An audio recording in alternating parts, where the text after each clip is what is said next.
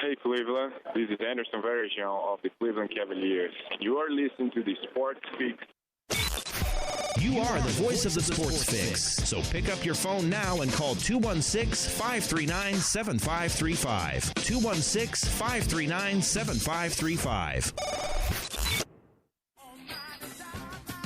Business owners and professionals, do you want to take your business, your product level? You want to advertise right here with the Sports Fix. Our listeners are among the most loyal listeners, terrestrial or internet. The Sports Fix universe is not only the radio show, but tens of thousands of fans.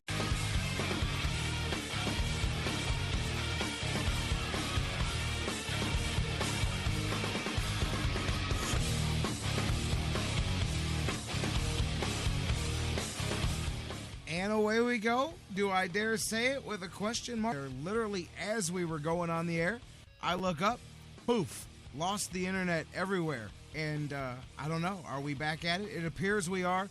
Rocking and rolling live across the Sports Fix radio network. Welcome in, you guys. If you're not, we'll get that straightened out here. It appears. Let's see. Look, Spreaker, tune in, Mixler, check. All right, rocking and rolling. Unbelievable. As literally those last few promos we're playing going on the air, I look up and I see flashes everywhere. We're off the air. So now we're off and running, and hey, you know what? After 24 hours to decompress like the rest of you guys here in Cleveland, we're going to do the Cleveland Cavaliers thing today. As of course, as you know by this point, the Cleveland Cavaliers' incredible run ends.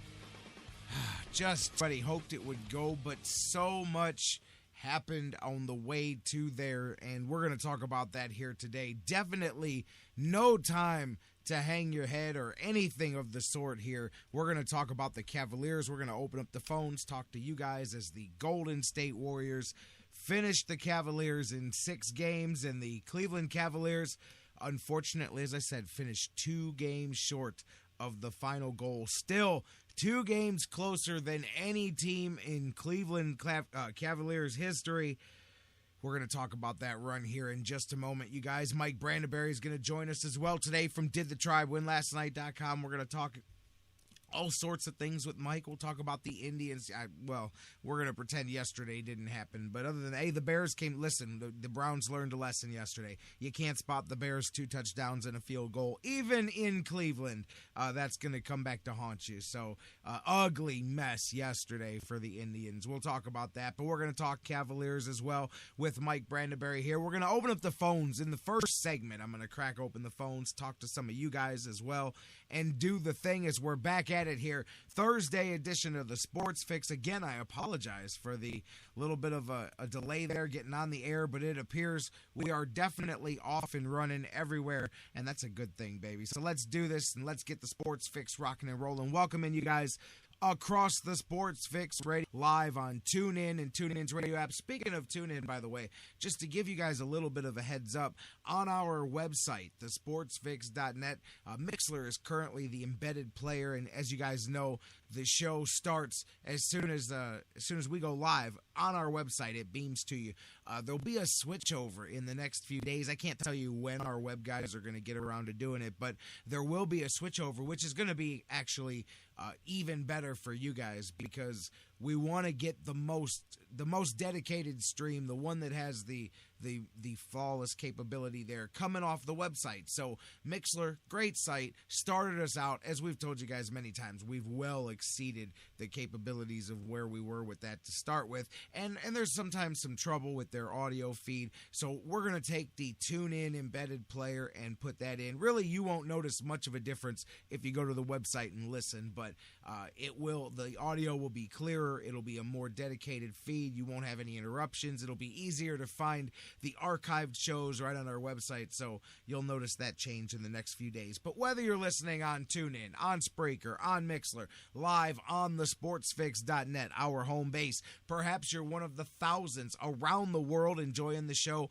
literally 24 hours a day in all different time zones all over the place on sites like iHeartRadio, the world's largest internet radio provider, on iTunes, on Stitcher Radio, on all the different places, CarPlay, all the places that you guys download, feed, and subscribe us. Thank you guys for doing the thing, getting your fix, and do just that. I want to hear from you guys. Cavaliers season ends. I want your thoughts on the end of the season. On, was this the greatest Cavaliers season in franchise history? As I say, yes, indeed, they were. What are your thoughts on that? Does it not matter because it didn't fall short? And that's one thing that really kind of bugged me about so much of the fan base was head held high in that. But man, that, quickly turned as soon as those final seconds on Game 6, you get that portion of the fan base, and you get this with any sport. It's not just anything. It was, the usual, you get that portion of the fan base. Same old, I'm sick of waiting. I get it. You're not the only person that's sick of waiting until next year, but you don't trash, especially this team and the effort that they gave you, whether you like all 15 guys, whether you dislike one guy like the rest, whether you love them all, it doesn't matter. You cannot trash the effort that these guys gave to you. And I want to hear from you guys on that, whether it's on the phones, 216-539-7535, 216-539-7535, because I tell you what, it's just right there while the words are kind of dangling right out of my mouth there, I'll jump right in there. I fully believe, then again, hey, I thought the Cavaliers were going to finish. I really did. I thought that they were going to finish the most improbable run in NBA history here, this one here. But the taste that this is going to leave in the mouth, not just of all those guys, in LeBron particularly, in the coaching staff, and I'm going to go there as well, too, some of the inane speculation that I've already heard about David Blatt. But I firmly believe that as close as the Cavaliers came, with everything that happened along the way, every frustration, every turn of the corner, what's going to happen next, and the officiating, and I don't care who wants to hear it. Anybody who doesn't turn a biased eye to the NBA Finals knows how god-awful the officiating was, particularly leaned against the franchise wearing the wine and gold.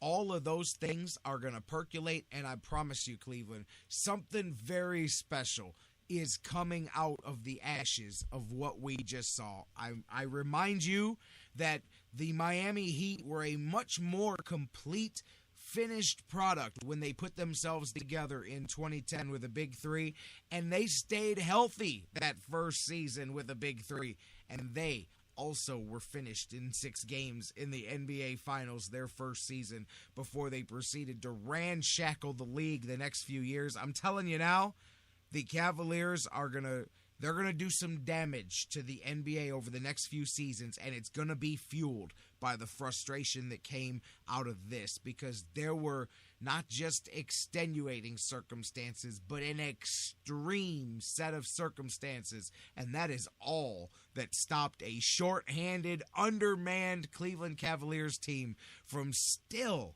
becoming the NBA champions. I don't even need to tell you that if one of the 3 guys that were out, and I'm speaking, of course, Andy, Kevin Love, and Kyrie Irving, give me just one of them, Cavaliers win this series in 5, maybe even sweep it. If it's Kyrie, they sweep it in 4. And I think the entire NBA knows that, and so do those goofs over there on the West Coast. Enjoy your first trophy, because nobody is touching that thing for the next couple of seasons. And I'll talk more about that in a minute, but I want your thoughts. 216-539-7535. Facebook, Twitter, do the social media thing. Many of you use your phones to listen to the show, so you can't call in. Facebook.com/TheSportsFix. Tweet with us at TheSportsFixCLE. Email us, TheSportsFix@AOL.com. Your thoughts on the Cavaliers. Do they go down in franchise history? I think that's a no-brainer. But on top of that, does it change it? To me, it does not change a single thing. And I said this before the playoffs, so this is not me being a happy loser, as some people will say afterwards, or anything. I told you guys I thought that, especially just to get to the point that they were in the early part of the playoffs, let alone from where it started, and then the bumps that came, the big bumps that came throughout the playoffs. But I said, you'll be stung for a few days, and then you'll sit back, and no matter where this run ends, You'll be happy. You'll go, wow, and you'll look forward and you'll see that this is truly just the slight beginning, the crack into that window. It's more than just an opportunity. This is the opening of that. But I said that going in. After everything that happened, there's no way. And that's why I was a little taken aback by some of the nastier comments that I saw, especially that came our way on social media. It's like, look, I get that you're mad and that you're frustrated, but this is not a woe is us and look what – I mean, woe was us. And damn, it did seem like it was just aligned in the stars for the Cavaliers not to win no matter what. And that's what I mean when very, very great that's coming, because they're all going to feel that. They're all going to spend the summer. And think about how close – as shorthanded and undermanned as they were, think about how close the Cavaliers came. Think about how many missed offensive rebounds at the end of Game 5. Think about how many missed three-pointers in Games 4 and 5 and 6. Think about how many of those, just a few here and there, that will go a different way. And the Cavaliers are the greatest story in NBA history. All of those cats are thinking about that all summer long. And I'm sure that they're not man-to-man, the guys that are going to go out there, but most of them are, and make it happen and do more. And I'm telling you, this is the genesis of what's coming the next few years. And you guys, I'm telling you, think back to October. I know there were some crazy people going to the parade saying, oh, well, the Cavaliers are going to just walk all over this thing. But then again, there were those people saying that the Cavaliers, as constructed with Dion and not making the trades for the big men and for Smith and Shumpert, they were already saying, 72 wins wasn't close to possible. The Cavaliers, they weren't a 500 team, but they weren't that much better either. Even though they were 19 and 20, LeBron being out affected the record a little. They weren't a 500 team, but they weren't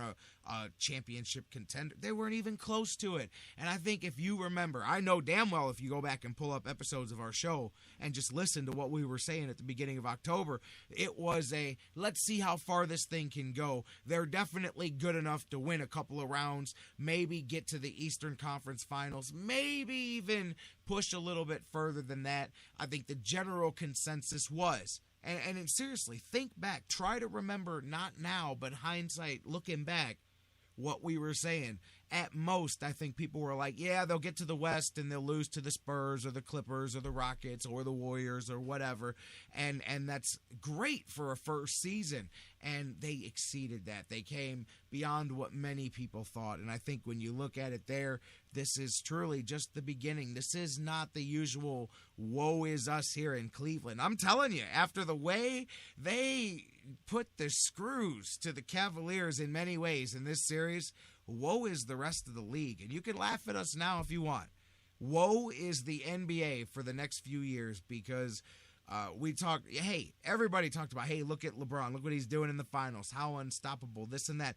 This is what I decide to do when I'm going out there and I know what the stakes are, et cetera, and so forth. And that's big business LeBron. And say what you will about issues that way, especially as well, too, when I look at the statistics. But regardless, that was big business LeBron right there.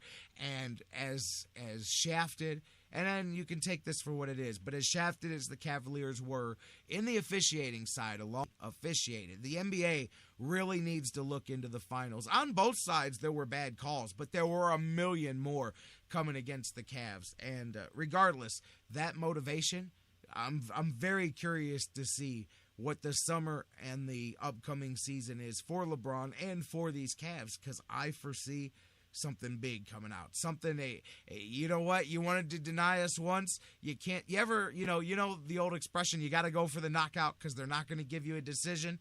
The Cavaliers learned this year that they're not getting any decisions until they win the title. They're not getting any decisions, so they're going to have to go for some knockouts. And I think they're going to train for some knocking out coming this summer. That's just where I'm at with it. Let's see where you're at. Go into the phones. Caller, you're first up on the Sports Fix. Good morning. This is my buddy. Yeah, I have a couple of, things that are kind of stuck in my crawl about this championship series. Absolutely, Bruce. Let's get into it. The announcers. Oh, the announcers need to be. Yeah, they definitely need to be people that aren't be taken out back and put down and out of their misery. They need to be taken out back and put out of their misery, because that was pathetic. Game 6, there was it Curry? Somebody was tugging on J.R. Smith's jersey. J.R. Smith gets called for the foul, and they show the replay. And Jeff Van Gundy watches the same replay that I do, which shows clearly the guy's grabbing a handful of J.R. Smith's jersey, and he goes, well, you can see right there he was not grabbing the jersey. And I'm like, no, you can clearly see that he is. I'm telling you, whatever they could do to call it the opposite of whatever the Cavs needed. If it was for the Cavs, they'd go, well, that was a pretty questionable call. And if it was against the Cavs, they go, well, no, I totally agree with that one, man. You know, and I'm like, get out of here with that. But the officiating was garbage. Even we all know that. Even when Shump ran through the pick. Oh, you know, come he on, wanted a flagrant man. one. I'm like, are you serious? He turned his shoulders to try to get between the two guys and ran into a house in green there. And should it be a flagrant? Hell no, that wasn't a flagrant. It was questionable. A few minutes later, they called the false.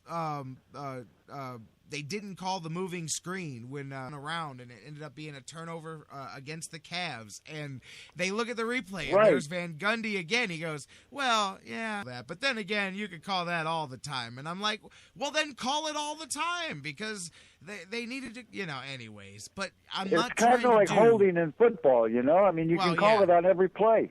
See, and here's the thing, Bruce, is I did not want the first episode of the show coming off the end of these to be, well, they screwed us left and right, and it was the refs and this and that. I mean, it is what it is. Golden State is the NBA champions. You can't give the games back. You can't replay them. You can't get it. You don't get champions. But if you watched it with any semblance, right? But it doesn't matter if you watch that with any semblance of honesty. And I think the fact that while that series was going on, Vegas, the people that put money down on this stuff, are already setting the odds for the next year. They're giving the Cavs double the odds of the Golden State Warriors to win it, because to me, if you're an unbiased basketball fan watching that series, you know that the Golden State Warriors barely defeated a depleted Cleveland Cavaliers team. And I think everybody knows that if that team was in even a semblance of health, that the Cavaliers would have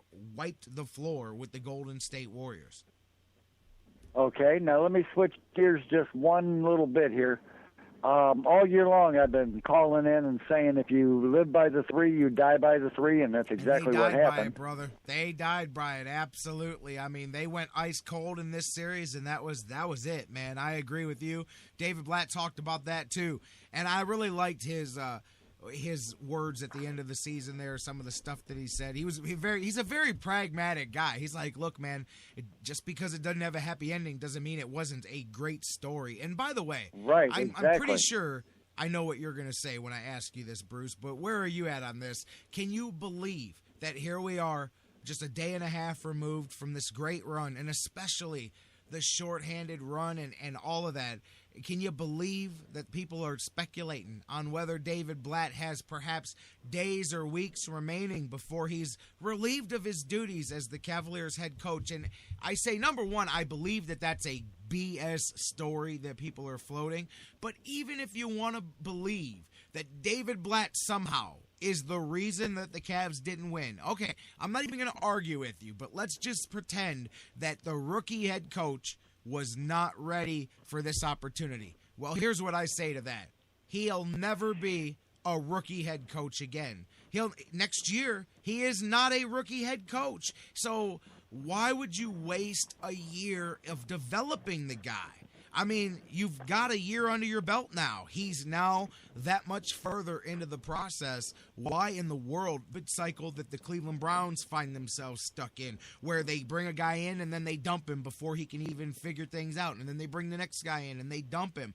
To me, that would be a huge mistake. I don't care if you think you can just plug Tyronn Lue into the spot and there everybody's going to be happy. I think David Blatt did a hell of a job for any rookie head coach. I do believe that if you just stuck Steve Kerr on the Cavs sideline, it wasn't coaching that cost them that series. So to me, there's no way David Blatt is not in any bit of danger to come back next season. And the only argument you could make was that he was inexperienced for the job. But to me, I say he just got experience under the line of fire. And I point to the Miami Heat again.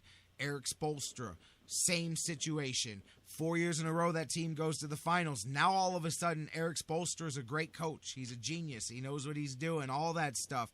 I say David Blatt is going to be the next Eric Spoelstra. I mean, the Cavaliers, look at I go to Miami. Bruce, that team was, their big three was still intact. Their team was intact. That team was not anywhere near the team that the Cavaliers were by the time they got to the finals this year, and they got equally as far as the Cavs with all. Wrong, but wasn't Golden State the healthiest team in this playoffs or series or whatever? Because every team they played had somebody hurt. They had to double for two. And again, we're going into a range where I don't want to be whining about all these other things. But since you brought that up, that is double true. Not only did they run into every team that they played had their point guard injured, every point guard, starting point guard, but they also had no significant injuries of their own the entire way pretty much through the playoffs. So they not only stayed healthier than everybody else, but everybody that they ran into suffered some significant injuries along the way. And part of that is the way the breaks go. I'm not complaining about that because there's nothing you can do about that. You can only play the games the way they play. What's Golden State going to do? Say, hey, this isn't fair. We're going to leave some of our guys on the bench? No. It's not their fault. Yeah, we'll put two of our best players on the bench because you got two of your best hurt. And that's what I'm saying. Let's not take away from Golden State. They won, and they deserve to celebrate because they ended up with the championship. But don't celebrate too hard because you need to realize the reality of the situation. Right. Let me go to the fans for a second. Well, real quick, David Blatt. We were talking about Blatt. Hang on, Bruce. Hang on. Let's stick where we were at before you move on. What are your thoughts on David Blatt? Because you brought him up there, and like I said, I don't definitely. Well, before the season even started, I didn't know who David Blatt was. I know. I remember that. And everything that I had read about him, everybody that had ever played for him had something good to say about him. And he didn't, he did nothing to, to change my mind on that. I mean, it seemed like, the Cleveland media or the national media, every time the Cavs won, LeBron was, making the right calls. Every time the Cavs lost, it was Blatt that didn't make, the right substitution. Absolutely. And that drove me nuts. If you watch the games, that David Blatt, had always had something like a plan B. We'll go to this. And it usually worked. So, I have no problem with David Blatt at all. And I think I thought he was, kind of like just, he's not overexcited and he's not, upset every time. So, he's kind of just like in the middle and he just knows basketball. He has a great IQ for basketball. And that's the thing. He has a great IQ for basketball. I thought that he was very honest at all points of the season, at self-criticism, at team criticism. He's very good at the reality. He keeps the big book. I know this is a big deal today, but I also know that in the big picture, et cetera, and so forth, he's very good at that. And the IQ that you brought up, we saw him learn from situations this year. I mean, that's the thing. As if you're, whether you love the guy or hate the guy, you're always going to throw out the words, he's a rookie head coach. This year, that was true. That won't be true again. Yeah, for all but the talk you're only a rookie once. That's the thing. I watched him learn from mistakes throughout this season. What in the world would lead you to believe that he will not be even better next year and continue to improve? This man, in his first season, was initiated into the NBA playoffs, and the NBA Finals. If you don't think that he absorbed every lesson that he learned along the way to become a better head coach, you're crazy. There is no way in the world that I'm letting some other team snatch up David Blatt and take advantage of this, because the experience that he just gained, he's about to be again, looking at where I think the Cavs are going to go the next few seasons, him and LeBron James are 1A and 1B. Obviously, the player going first. Why I look forward to what the Cavs can do, because I think they've got a hell of a head coach on their hands. And he did it understaffed. I mean, undermanned. Absolutely. You know, you take away two of your three best players, and he still made a great run at it. That's what I'm saying. For all the talk of and I will say, hey, Steve Kerr, give him credit. When he switched the lineup in Game 4 there, he switched the course of the series. But guess what? He had a guy good enough to be named the MVP of the finals on his bench. So I'm pretty sure that had David Blatt had some alternate options on his bench, he visions there. And Andre 1.2, I could be wrong, but he looked down the bench and he saw Mike Miller and Joe Harris and Sean Marion. So, but I just point that out, that the key move that Steve Kerr made was to bring in a guy as talented as Andre Iguodala into the starting lineup. And again, you play them how they come, no taking away from what they did. What David Blatt did either. Do not do that. No way. No, I like David Blatt. But then again, I like Mike Brown too. So absolutely, there you go. I will say this: I like David Blatt more than I like Mike Brown. I will give you that. I know. Mike Brown was strictly defense, not the whole picture. Which leads me to the fans. The fans. All right. Go ahead, Bruce. All right. Here we go. Now, you know, I've always been one just kind of like watch the games and let the cards fall where they may, you know? Okay. But the fans seem to only watch teams that have a chance to win a championship. You know, it's like, well, we both live basically with our social media, so, you know, we get the blunt of it most of the time. You know, how do you watch games just for championships? If you do that, you miss out on a hell of a lot of good games, you know? Oh, I know where you're going. Yeah. Because this was, you know, an outstanding series, win or lose. I mean, you know, let's face it, this was, you know, exciting every game. Except for maybe Game 4, but, you know. But the fans seem to think that, you know, we didn't win a championship. You know, hey, it's time to, like, I don't know, blow up the team and let's start over, you know? And, absolutely. These memes that come out about LeBron, you know, well, you know, I just, you know, didn't have enough gas and the plain dealer yesterday, you know, them people should be fired. Why? What did the plain dealer do? With the headline that they had. The headline said not enough, I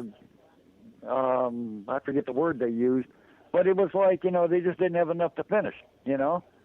And they wrote an apology saying that they were sorry about the, you know, and it's ridiculous. If you're a newspaper that has to print apologies, you know, your credibility is out the window. And people like Livingston and, you know, a couple other writers that they have are way past their prime. They've missed the boat. You know, they're still living in the 70s. You know, where Cleveland didn't do anything, you know? No, I hear what you're saying, man. I don't know what the plain dealer story is. I was real upset with the plain dealer. I was real upset with the fans, you know? I mean, they took away from a great series and how great everybody played. And concentrated on, you know, it's time to get rid of James Jones, and why is J.R. Smith still here? He can't hit a three, you know. It's like, what are you guys watching the same team that I'm watching?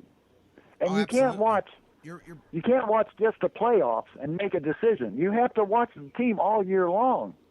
You know, that's funny that you bring that up, because last night I was having a conversation with a couple of guys about the Cavs summer and what they do here coming up, because they do have some decisions to make here. I expect the majority of this team to come back intact. The Cavs are pretty much set. Some people will make it sound like the whole team's walking away, but they're in a position to keep everybody that they want to keep for the most part. Obviously, they'll have to deal with the Kevin Love situation, and even with Kevin Love, they're in a situation where if Kevin Love leaves, it would strictly be for financial reasons for the most part, and for for, and not wanting to be, the second or third banana, but financial stuff will take a big part of it. So the Cavs kind of hold a hammer as far as a sign and trade, because literally a sign and trade would be worth probably an extra $30 or $40 million for Kevin Love. So if he did decide he wanted to leave, which he's not, he's staying here for another year in Cleveland. Nobody goes from playing for the Minnesota Timberwolves to the NBA Finals and walks away when they don't have to. I don't care what people like Brian Windhorst convince you, but if he did decide, I want to go play for the Lakers and go back to the lottery or whatever, the Cavs are in a position to get their draft pick assets back, at least, that they gave up to get him. You won't get Andrew Wiggins back, but you'll at least get the opportunity to draft somebody else in the future. So they're protected there. But like J.R. Smith, somebody was talking to me about him last night, and I will say this. I believe that the finals showed me something about J.R. Smith, and I believe that they showed a guy who perhaps will melt away in the big spotlight in certain situations. Now, but let me be fair. You need J.R. Smith to get to the finals, because you need a guy who's red hot most of the time, who in the regular season can get sizzling hot, and even in the playoffs. I do think that if you notice, even when he got hot towards the end of Game 6 there, it's like, well, yeah, because the pressure was off. You were back down 15 again. I do think we may have seen that when the pressure's in the biggest, highest moment, that J.R. Smith is not the step-it-up guy. That doesn't mean that you don't need J.R. Smith to get to the NBA Finals. And so for anybody to write off a guy like J.R. Smith and go, well, look what he did in the finals. Well, that's fine. But you don't get to the finals without having a J.R. Smith on your team in that. So I totally agree. I do think that he may melt. I'm sorry if people don't like to hear that, but he did show me that perhaps the moment got too big for him. But guess what? The moment got too big for Mo Williams, too. I'll still take him during the regular season and the first few rounds of the playoffs to get me to the end of the finals. And what about Shumpert? He played with a shoulder that he couldn't even lift his arm. And I do think that was part of his as well, too, was his deal was that, because he banged it up and then banged it up again even more when he took that really hard screen during the middle of the series there, and it looked like he was going to be out. So, but, I mean, the Cavs have the options on that to make those guys wanted to win a championship. He didn't want to sit on the bench and watch. For sure. So, I mean, like LeBron said in his press conference, we have, 70 points sitting on the bench wearing suits. Right. Absolutely. And that's a great point to make. I go back to it throughout the summer. But, I mean, at the end of the day, show me any team. You take 3 All-Stars off of any team and show me that they even get to the finals. Because guess what? All you did was took LeBron off of the Miami Heat and they crumbled. And then you took Chris Bosh off and they absolutely fell apart in the second half of the season. But you need to look no further than that to see how much just a ripple from one big piece being removed from your team can do. I'll make the equation to the Golden State Warriors. Does anybody think that they beat the San Antonio Spurs if they lose, say, Klay Thompson or Draymond Green in the first round when they play that 7-game series? Say they lose them in Game 4 like the Cavs lost Kevin Love. Do the Warriors even get past the Spurs, let alone the Grizzlies and then the Rockets, and then they lose Steph Curry in Game 1 against the Cavaliers of the NBA Finals? Tell me that the Golden State Warriors are hoisting a trophy or anything of the such. Absolutely not. No way. Now, my next question is, what do you think of Dwayne Wade coming to Cleveland? I'd rather, to be honest, you're like the 5th or 6th person in the last 24 hours to ask me that question. As much because he can help out, man, he is at the age where I'm not a big fan of that idea. That's what I'm talking. Have him come off the bench. Yeah, but why not go get Norris Cole? Go after a guy like Norris Cole. Go after a younger guy. Norris Cole. I'd love to get Norris Cole, but what I'd like to see is the Cavaliers get a younger guard not go the D-Wade option because you've got, assuming that which I know they're going to match. You're going to have Smith back. The only way you don't have Smith back is if some team signs him for $15 million a year or something, But as long as he has a relatively reasonable contract, Cavs are matching. Cavs are going to keep Shumpert around. So those two are in the mix. Kyrie's point guard. Delly, again, unless a team $4 or $5 million a year contract, as long as you're going to keep Delly, but you don't want Delly to be Saul, is if you can turn down your 12 to 14 minute a night guy, he'll be one of the most valuable guys in the NBA. And I was telling somebody, I said, if you've got a third unit that includes a fresh Delly and Vera driving teams nuts, maybe you mix in a Joe Harris, but now you're talking Golden State depth. Now you're talking about being literally 4 or 5 deep at guard, 4 or 5, being truly having that 10-man unbeatable rotation where you can take a few injuries, you can take some hits and still be strong.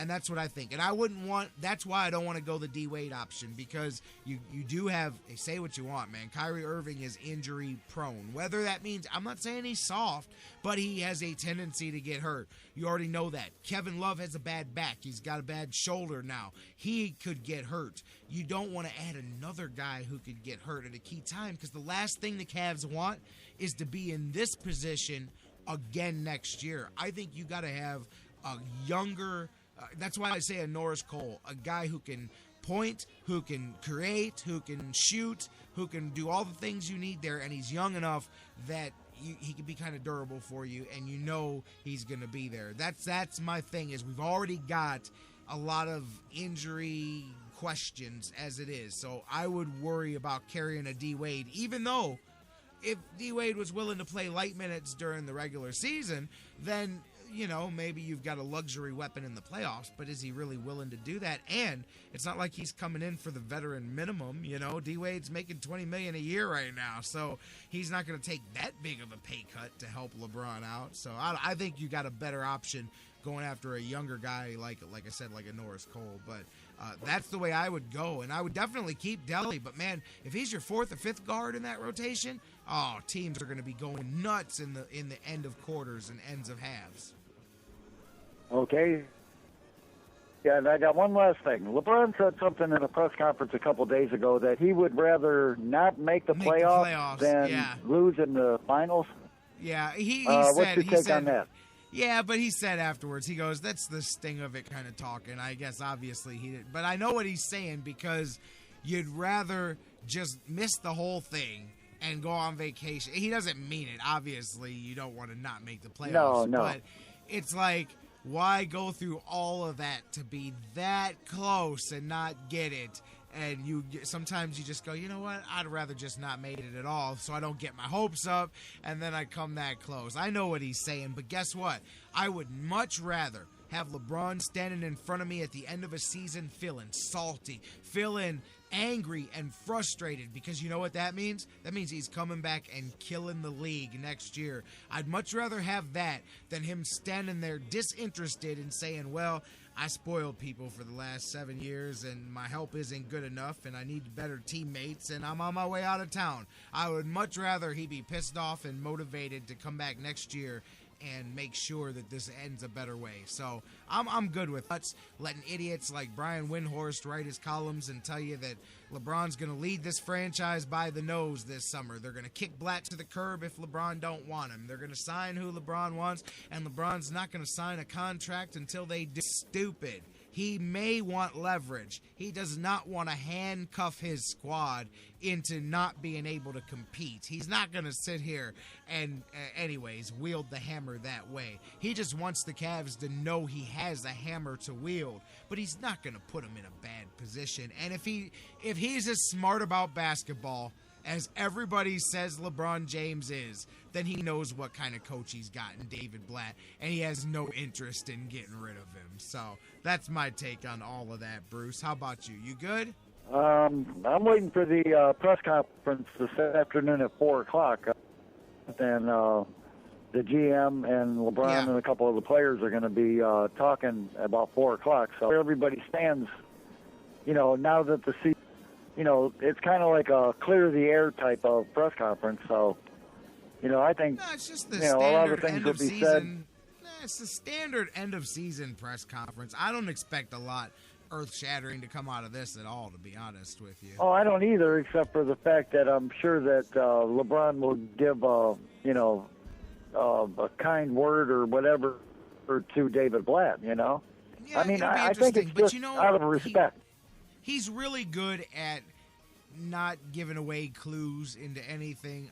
I doubt you'll get anything of substance out of whatever LeBron says here today. But I'm interested to hear David Blatt and David Griffin and their thoughts as well. But we played basketball, guys, until the third week of June. Hell, free agency starts next week, man. The draft is coming around the corner. I mean, at least it was a run that took us. When's the last time? It's been a long time since basketball went that long. We didn't have to hear about stuff halfway to the All-Star break. We're closer than that to the All-Star break in baseball. Hell, if you're a football guy, training camp's almost here. There's many things that did us wonders here with the Cavs season running so long. I can get used to playing basketball into the month of June again. It takes a minute to get used to it, but I can deal with it. Now, if you remember a year ago, I was complaining that basketball playoffs were twice as long as the regular season. Yeah, I This bet you year wish seemed they like it played just flew by. I bet you wish they played some more playoffs now, Bruce. They're not too long Yeah, anymore, are sure they? do. My buddies and I were I'll talking tell you about what. that last night. We said, boy, it's good to get your sleep pad dying with this team until, sometimes 12, 1 o'clock at night, depending on the West Coast games or whatever. But, man, it was a run. And now that it's over, you're like, damn, that was 2 months of playoff basketball, man. You don't know what to do with yourself every other day, man. And it seemed like it just flew by. It did. didn't seem like it took forever. In the next game.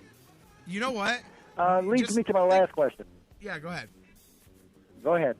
No, go ahead, man. Go ahead. No, I was 'Cause going to say when the Indians lost, not a parade, but we. Yeah, absolutely. Well, Why don't we do that with the Cavs and let the fans, show their They appreciation? should. I wouldn't be against that at all. Hell, they threw up and won anything yet, so I wouldn't necessarily. At the same time, I can already hear some parade for second place, but I hear you. That was a hell of a run, and I think a lot of people, you'd get six figures perhaps to congregate downtown to Public Square to just have a all-in day, and everybody gets to say thank you, because that was a hell of a run, man. And It was. It was It was probably the most excitement that we've had. Well, it's the most excitement we had of the Cavs since the '70s. So absolutely, yeah, and you can say LeBron came home. Okay, that's great, but the rest of these guys didn't have no ties to Cleveland. Matthew Dellavedova didn't owe Cleveland nothing except they gave him an opportunity in the NBA. But I mean, he didn't come home. J.R. Smith and Iman Shumpert didn't even play for the Cavs in the month of January. Like there's so many stories. Mozgov, none of these guys came and did it because they were coming home. They all just came together into an amazing story, man. And I say, hey, the same way people look at the miracle of Richfield, and I know you don't have the innocence of the first time, but man, this was a hell of a run, man. And if you don't appreciate it, then I'm pretty sure that nothing is ever going to satisfy you, man. I mean, because this was right. You're just not a basketball fan or a sports fan if this didn't get you excited. That's it. Bruce, I'm up against it, my man. I got to get going. Not a problem. Thank you again, J-Rocc. Good call, buddy, my man. All right. Wow, we just plowed through that. Let's get the break. Let's get the news on. And let's get Mike Brandenberry in. Yeah, I got a little Frankie Valli in the background. We played this a few times during the season. What a night. Over and over again. Kyrie Irving with the double nickel and the 5-7 to go with it. That 23 had a few games as well, too. J.R. Smith had some unbelievable nights. Mozgov, hell, in the finals when he played, Mozgov was a beast. Keeping him and LeBron keeping the Cavs in that game defensively in Game 6 even. I mean, he was erasing shots left and right. I must break you. I love me some Mozgov, man. But all of those Cavs coming together night after night. It was a hell of a season, you guys. Hell, go back randomly and listen to it. You'll be like, oh yeah, hell yeah. You'll remember. It's different in that when it washes away. It'll sting for a few days, and you'll go, damn, what a run, man. And I'm telling you, it's just the beginning. This is the tackling fuel, as Bobby Boucher would say. The tackling fuel that's going to kill the NBA for the next couple of years. Let's take a break, get you some news, and pick up right there with my man Mike Brandenberry from DidTheTribeWinLastNight.com. We'll talk about the Cavs and talk about the Bears coming to town, scoring a couple of touchdowns last night, and so much more. We'll talk some Tribe and all of that. Mike Brandenberry joins us next after the news as we roll on here on the Sports Fix. It's all right. What a lady, what a night.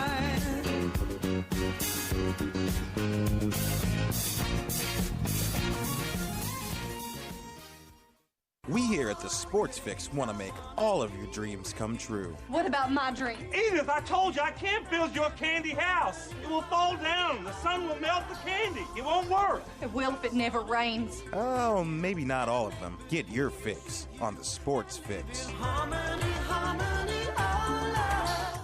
The wait is finally over, guys. Baseball season is here at last, and the excitement continues all season long. Here we go again at DraftKings.com, the official daily fantasy partner of Major League Baseball. Daily fantasy means no season-long commitments, just instant cash, instant gratification. Why wait until the end of the season to claim victory when you can win huge cash every day? At DraftKings, it's like a brand new season every time you play. Just select 2 pitchers and 8 position players, stay under your salary cap, and you could be on your way to an enormous payday. Last year, Peter from Colorado won $1 million at DraftKings in one day just playing fantasy baseball. Hundreds of thousands of fantasy sports fans, just like you and I, have already cashed in at DraftKings. Now it's your turn, baby. Hurry to DraftKings.com now and enter promo code SPREAKER to play for free. You could win part of the $300 million.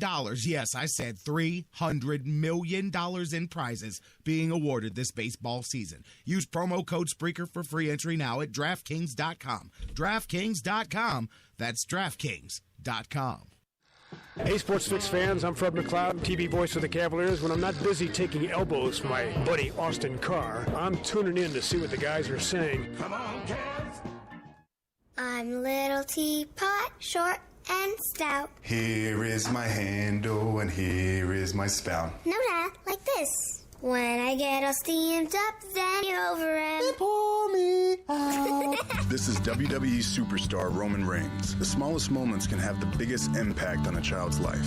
Take time to be a dad today. Visit fatherhood.gov. Brought to you by the U.S. Department of Health and Human Services. No football? No problem at Harry Buffalo North Olmsted. From their awesome Wing Mondays to every single Cavaliers and Buckeye Hoops games in full HD, the excitement never stops. Every day of the week brings a different set of food and amazing drink specials. Fight fans, Harry Buffalo North Olmsted is the home for every UFC pay-per-view live on the big screens. And let's not forget their mouth-watering trademark, the Bison Burger. Nobody does bison like Harry Buffalo. The perfect combination of healthy and delicious. What are you waiting for? Get to Harry Buffalo, just outside Great Northern Mall today.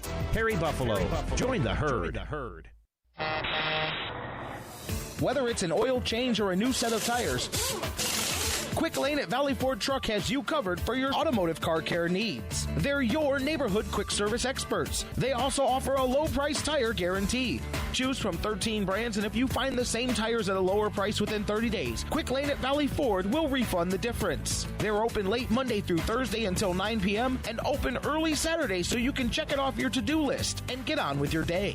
They also have a newly remodeled service lounge and additional service bay just for Quick Lane oil changes. Quick Lane at Valley Ford Truck is located at 5715 Canal Road, right under the 480 Bridge in Valley View, just down the road from Independence. 5715 Canal Road, right under the 480 Bridge in Valley View, just down the road from Independence. Come see why life is better in the Quick Lane. QuickLane.com/Valley Ford Truck. That's QuickLane.com/Valley Ford Truck. News break. Good morning, I'm Bob Picosi. He's only 26 years old, and already Rory McIlroy has won 5 majors, including the U.S. Open in 2011. The 2015 Open is now underway at Chambers Bay in University Place, Washington, and ESPN golf analyst Andy North thinks that McIlroy should do well here. He feels very comfortable how he's playing right now. He's been a little bit under the radar, as you mentioned, which is pretty amazing for the number one player in the world, but he's swinging exceptionally well. And this golf course, I truly believe, fits his game as much as any. McIlroy tees off at 11:28 Eastern Time. Tiger Woods at 5:28 Eastern.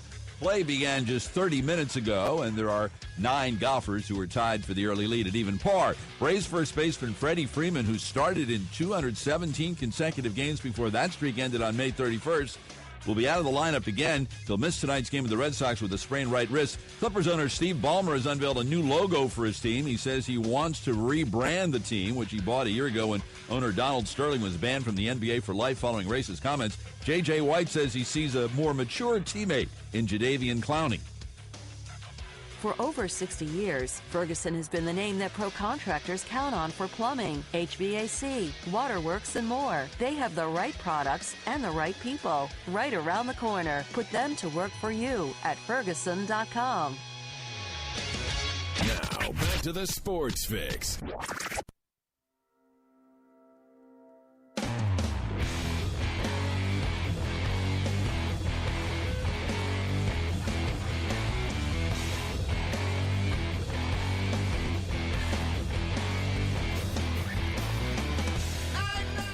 Welcome back to the Sports Fix Live. Getting ready to kick over into the second hour here already. J-Rocc back with you. Thanks to Bruce for calling us earlier. And you guys keep the calls rolling in. We can't take them live, but we'll always play them on the air later. 216-539-7535. Facebook.com/The Sports Fix. Tweet with us at The Sports Fix CLE. Email us, The Sports Fix at AOL.com. Your thoughts. Cavaliers season as it ends. The summer begins. The Indians, all of that. We're going to get into all those things and more with my man Mike Brandeberry here in just a moment from DidTheTribeWinLastNight.com.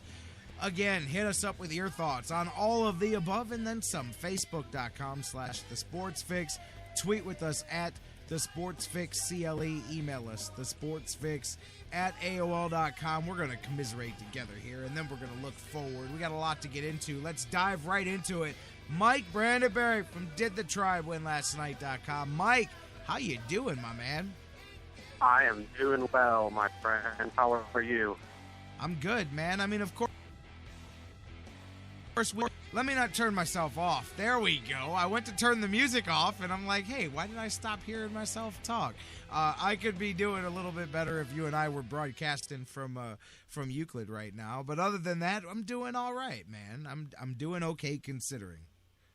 Yeah, I'm with you. It's funny because one of my friends that I've told for months, I tell him he's a Cavs hater because he's just one of these people that's always convinced that the sky's about to fall. So I always try to boost him up and tell him, I was like, don't worry, I'll see you at the parade, relax. So he texted me the other morning and he said, the parade looks to be a little too far away for me to attend this year. I thought that was a great line. So I'm kind of in the same boat. The parade's a little too far for me, and I'm just going to go ahead and start making arrangements for next year. Oh, you might as well. You better book some spaces now, and then you can call it investment hotel rooms. You better book them up now, man, because they're going to be there next year. I'm telling you. I said it. I have no qualms about saying it.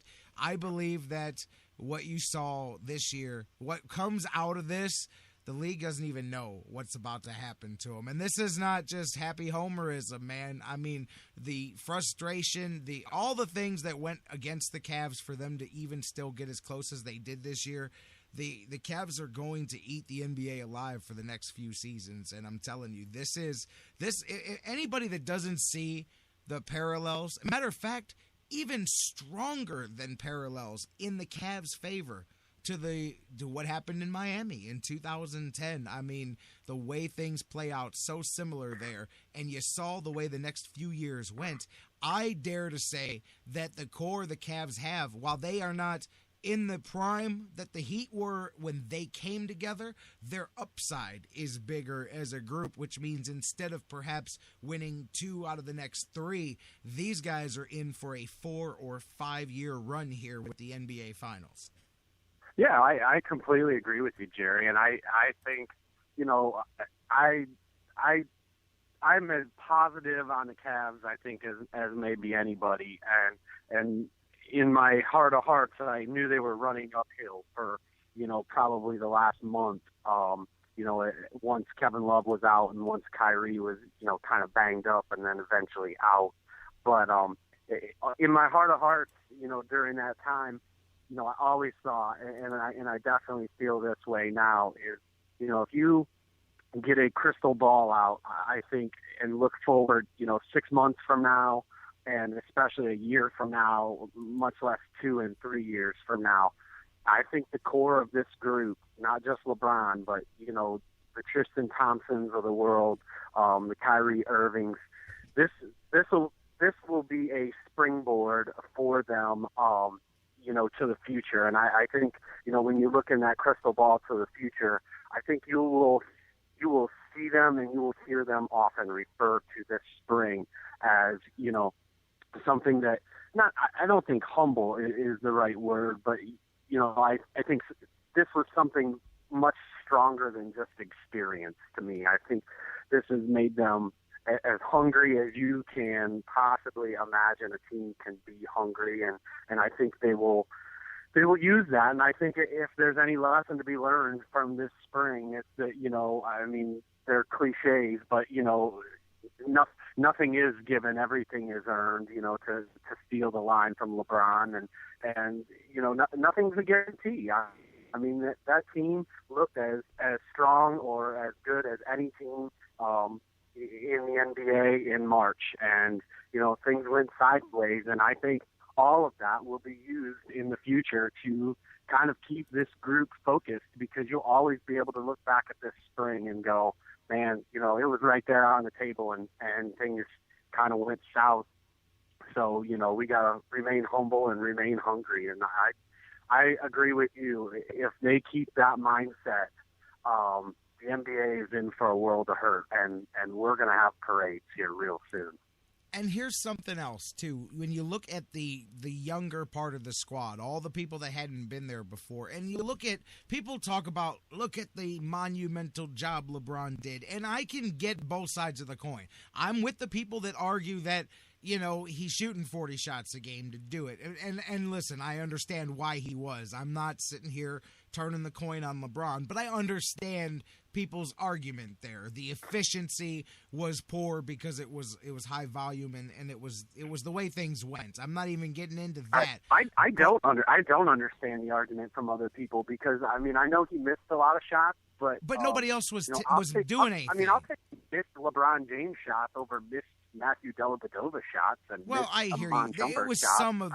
It was some of the shot selection, and that I can get. But regardless, in general, the effort was superhuman, and I will argue that with anybody. And what I'm getting to is what comes out of that to me is every other player on this team did not just witness, to steal a pun, but they lived what the Cavaliers just went through, and they saw the mindset of somebody at that level. I don't care where you number LeBron in the big picture. It's in the discussion, no matter what number you assign to it, and the mindset that he attacked the NBA Finals with, that can't just be shown to somebody on a video. Kyrie Irving, Kevin Love, doesn't matter. Anderson, Varejao, doesn't matter if it's J.R. Smith, whatever.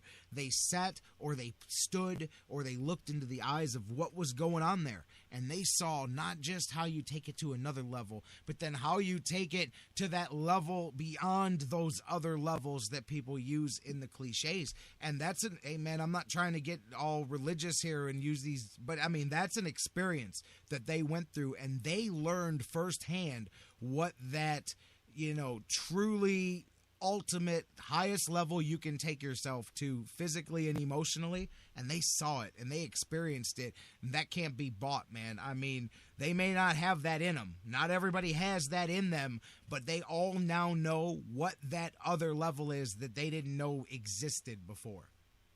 Yeah, I completely agree, and what I think is funny is, that level that you talk about. If you're a guy on this team, I mean, moving forward, as you look at it today, they only have a couple guys under contracts for the future. Who doesn't want to be a part of that? I mean, if you're if you're on this team right now, I mean, I know everybody, and it always comes back to it's all about the money. I think we're gonna use we should make a goal for 100 cliches today because I think we're halfway there. But it's always all about the money. But at a certain point, I mean, it's also about your opportunity to win and your opportunity to put yourself in a chance to be successful as a player. And I mean, if you're any player on the Cavs right now, don't you want to stay and be a part of what is coming? And if you're a player who's not on the Cavs, if you've watched, LeBron go to that level, if you're on another team right now and we're entering, the silly season of the NBA here in the next month, if you're somebody on another team who has the opportunity to get to Cleveland this summer, I mean, don't you want to be a part of this? I mean, if I'm sitting on my couch, I'm watching this over the last month and go, my gosh, look at what LeBron James has done, and I could be a part of that too. I got to believe there's a long line of people that are going to want to be Cavaliers this summer.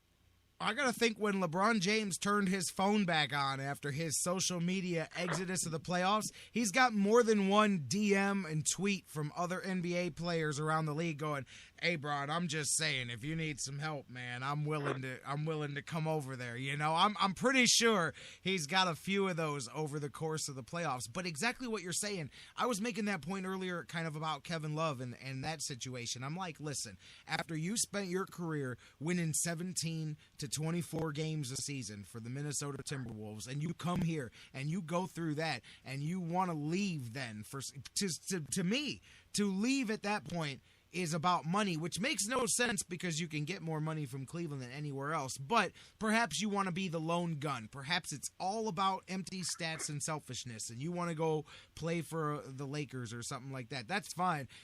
That's the Cavs hold all the marbles because they'll at least get their assets back, because the only way you're getting that other $40 million is in a sign and trade. So I don't really have a lot of worries there as far as that, but that would be a very transparent way of showing that you're not about winning, because you're literally leaving this. But talking about them players looking at the Cavs, this is not just bragging on Cleveland here as a hometown radio show, but look at the NBA right now. Now, let's separate the East and the West, because we can make a different conversation for a couple of teams in the West. But let's start with the East. If I'm a free agent this summer, you have windows of opportunity, and maybe I don't even necessarily love the idea of sharing my spotlight with LeBron or having to go be a part of some, or maybe I don't like the weather in Cleveland. Whatever you may not like, if you're being real about your career, where do you look at in the Eastern Conference? And let's just say the next 3 to 5 years, who in the Eastern Conference is going to battle the Cavs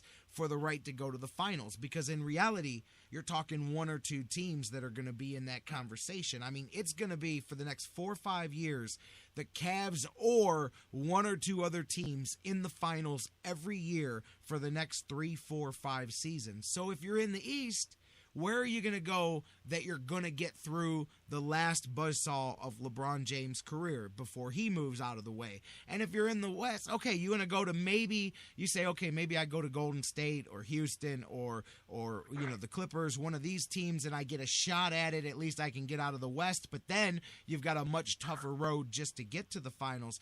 To me, short term, I don't know where a lot of players go that aren't looking for money if you're looking to win, because who's going to be the Cavs' other team in the East? Maybe a retooled Chicago, maybe Washington as they grow into that team. I don't know about Atlanta unless they get their hands on a star, like kind of a go-to guy. Maybe they can swerve their team around. But other than that, who do the Cavs have in their way for the next few seasons in the East? Yeah, not separating the East from the West. If I was a free agent, I wouldn't want to go to the West. I mean, there's a fine line between being the best team in the West or missing the playoffs. I mean, go ask the Oklahoma City Thunder how their playoff run was this year, because they didn't have one, And I mean, look at the Spurs a year ago, NBA champions, and this year they were the 6th seed and out in the first round of the playoffs. Mike, real quick. That is a gauntlet to run. You just mentioned the Thunder. Earlier, I was saying, hey, go around the league and take any 3 All-Stars for those teams that even have multiple All-Stars. Take 3 of them off and tell me where they go. Like I was mentioning the Warriors there, put them through the playoffs doing what the Cavs did. But you just brought up the Thunder. There's a great idea. There's their main guys. One goes down, the other goes down at various points in the season, and they aren't even able to recover enough to make the playoffs over there in the West. And in the miserable East, the Miami Heat lose LeBron. They replaced him with 2 adequate replacements at the time. Well, they brought Dang in there. They brought somebody else over there, Granger and something else. But you still had Bosh and Wade and added them. And Dang's a decent, 3rd or 4th option on a team or whatever. But anyways, the minute they lost LeBron, they lost 20 wins a season. Then when they lost Bosh, they couldn't even make the playoffs in the miserable end of the Eastern Conference. So that just goes to show you just how fragile 1 or 2 good players does to an entire franchise, let alone the 3 that the Cavaliers were minus. Yeah, and I agree with you. I mean, if you're a player who has an opportunity to move teams this summer, the quickest route to the NBA Finals is in Cleveland, Ohio. 100%. No matter what anyone thinks, and yes. I think there will be guys that want to come here and come play with LeBron, and I would also say, as we sit here and talk now, I won't be surprised. The Western Conference is going to be the dominant conference for the foreseeable future, but don't be surprised in the next couple years to see that start to even out, because first of all, I mean, just through the draft, the Eastern Conference is acquiring better young players, and if you are a free agent, the whole world can't all get onto LeBron's roster. So. Yep.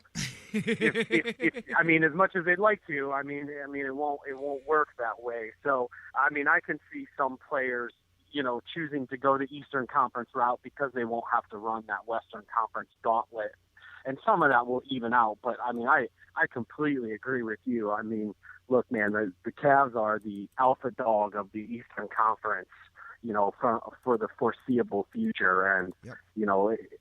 This is definitely going to be a place that people want to be. So I'm with you. What doesn't the Cavs are only going to get stronger out of this. I used to chuckle when I heard people occasionally say this will be the worst Cavs roster that they will have for the next couple years. I used to say, how can you be so sure? Well, I'm pretty sure I agree with them now. It's true. That's the thing, is this is the weakest. We said this in the beginning, though, and that's why I feel so strong, and that I love being able to tell people, hey, wherever you listen to the show, you can listen to every episode that ever happened. So go back and listen to what we were saying earlier in the season, because none of it has changed now that we've gotten to this point. You and I specifically, used those terms. This is the beginning. This is the weakest. LeBron kind of swerved the Cavs a little bit. They weren't fully prepared for what was getting ready to happen here. They adjusted on the fly the best that they could, but this is kind of a let's throw it together as well as we can roster here, because LeBron all of a sudden decided to change the game a little bit, and this was going to be the weakest of what they had. And again, I look at, and I know Miami's not the perfect example, but it's the recent one that everybody's going to point to when you look at what the Cavs are doing here. They were stronger in year one. They were more mature. They were ready to win in year one. They fell short at the end, and I think part of it was their own hubris, I think, got caught up, and then they quickly became the bad guys nationally, and Dallas became a very popular thing, and that all kind of maybe played a part in it as well. But they had to learn that first season, but they were in a much better position to do it and much healthier throughout their run than the Cavs, and they got as close as this Cavs team. That team with their full complement of roster and all 3 guys going strong, Wade, Bosh, and LeBron James, in their first season together. And this roster, this hodgepodge of guys that became the Cavs in the NBA Finals, both got finished in 6 games at the end of their first run. To me, again, this is the beginning of the window just like that, except, as I said, stronger, because their window quickly closed after 2 more seasons or so, whereas the Cavs is much more wide open. Yeah, I completely agree. And this team's younger. I mean, that's That's what I mean. If you want to talk about the downfall of the Miami Heat, if I think some of that downfall is really on Dwayne Wade, in that he couldn't be the Robin to LeBron's Batman as well as LeBron needed. And I mean, let's be honest. I mean, LeBron's not back in Cleveland probably if D Wade is the healthy player that he was when LeBron went to Miami. He would have re-upped and would have stayed there. And I think so. I mean, if for no other fact, I mean, Kyrie, I know for all of his injury problems, he's still younger. He's still, I think, heading into the prime of his career. I mean, we saw a new level of Kyrie Irving this year, and I think he can stay at that level for, the foreseeable future. And with that, LeBron is going to have himself, a great Robin for quite some time. And, I think that window is more open than it was in Miami. Like you said, it kind of closed quick on them. I think it's open, much bigger and better than it was there. And even if you want to go with the injury-prone aspect of things with Kyrie, there's a long journey to get. I made this point earlier in the show about J.R. Smith, too. I do believe there's some truth that we saw that in the bright lights, not necessarily the conference finals or that level of playoffs, but when you got to the NBA finals, I do think that J.R. Smith shrunk away a bit in the moment. But you have to have J.R. Smith to get to the moment because he's a big-time regular season scorer, and he gave you some big playoff games. And I'm not writing him off. I'm saying that not everybody steps up in the finals, but you need guys like J.R. Smith to get you there along the way. Same thing during the season. Even if you want to make the argument that Kyrie Irving is going to always be injured at certain points, that's true. But Kyrie Irving can get you through the long – he takes miles off of LeBron, having him and other guys like that, where you talk about the difference in age, because it's not like Dwayne Wade just broke down in the playoffs. It was all season long, those last really year and a half, 2 years in Miami, where LeBron quickly was having to go heavy miles in the regular season. Whereas look at this year. For as much as you want to say, I brought it up in the playoffs, nobody brings this up, because you can't give David Blatt credit for anything here when it comes to the media. This was one of LeBron's lightest workloads in his entire NBA career. For all the talk during the season that we're playing LeBron too much and he's got to rest, he rested more than he usually does. Same thing during the playoffs. How nutty is this, Mike, when we talk about how LeBron had to take every shot, play every minute, didn't get any rest during the finals? Do you know this was only middle of the road for his NBA playoff runs as far as average minutes played in the playoffs? He actually played more minutes in every one of his seasons in Miami per game than he did in this run for the Cavaliers. So it actually wasn't the monumental workload that some people would make it seem, even though it was still a huge amount of work and minutes, don't get me wrong, but it was actually middle of the road, and it was one of his lowest regular season minute totals for his entire career. So I know David Blatt's an idiot and doesn't know what he's doing, but somehow he managed to win without playing LeBron 50 minutes a night.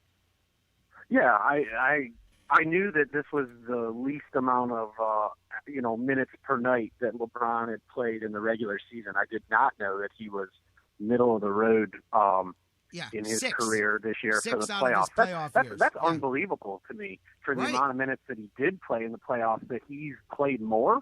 I believe you with the stat for sure, but that's crazy. I mean, good Lord. Now the finals, I don't know how the guy could barely play more. The finals may have closed the gap a little bit because he played a few extra minutes per night in the finals, but no, it was actually, I believe it was about 2 minutes less per game than the 2012 and the 2013 Miami Heat runs, as well as the 2007 Cavs run was up there as one of his highest ones, where he played the most number of minutes, which would make a whole lot of sense there too. It was 3 of his Heat seasons, and it was the that one, and I believe one other, maybe 2009 perhaps, I'm not sure, but it was another Cavs one. This one was number 6 of all of his postseasons as far as minutes played overall. And that's because obviously he played a few less in, he got to sit out whole fourth quarters in the Boston series and stuff like that. So that that kind of swerves it a bit too with the heavy minutes they played in the finals. But yeah, it was number 6 for minutes played per night for the playoff run here,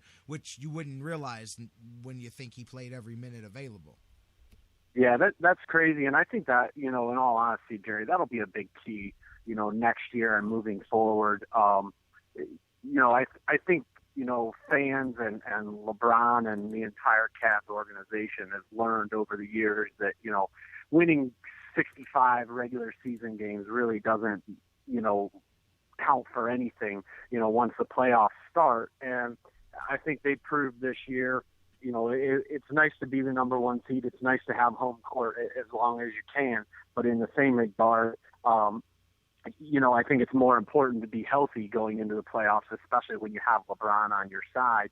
I think moving forward, I think it'll be a huge key as LeBron, ages to monitor those minutes. And I think, moving forward, the greater good at times is going to have to, take precedence versus, winning today. Kind of that San Antonio Spurs model where, they're not afraid to give a game or two away as they go through the regular season, in trade for having everyone healthy and ready to go come April. So I think you'll see more of that. I mean, I hope you do too. I mean, a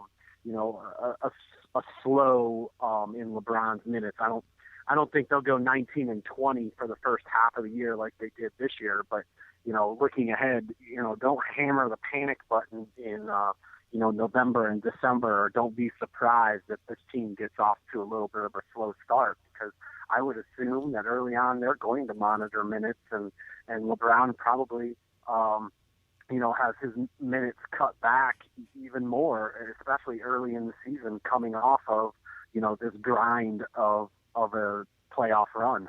I can already hear the joke. We start talking about the annual LeBron vacation from the end of December to the middle of January. That's fine by me. I mean, that's fine by me. He goes and checks out the Buckeyes playoff games. It always starts right around whatever the last game is before his birthday, and he's off until, whatever the first Monday after the Buckeyes, whatever their bowl games are going to be or whatever, and he always takes that, and we just start joking. It's the, it's like the circus road trip. It's like the annual, LeBron Christmas vacation, and then he comes back recharged around the middle of January. I could just see it now, but I'm with you, man, and that is going to be key, and that's where, roster depth, that's where I mentioned, say what you will about what he did in the finals. You got to have J.R. Smiths and those guys to get you through, because that's how you win because you have to balance the minutes with, as we see, home court advantage. I know it's not the hugest for the Cavs because, as we've brought up, LeBron tremendous at winning road playoff games, but you want to get the home court for as much as you can, and particularly you'd like to have it in the finals perhaps, and change the order of the games and where they're played in the future. So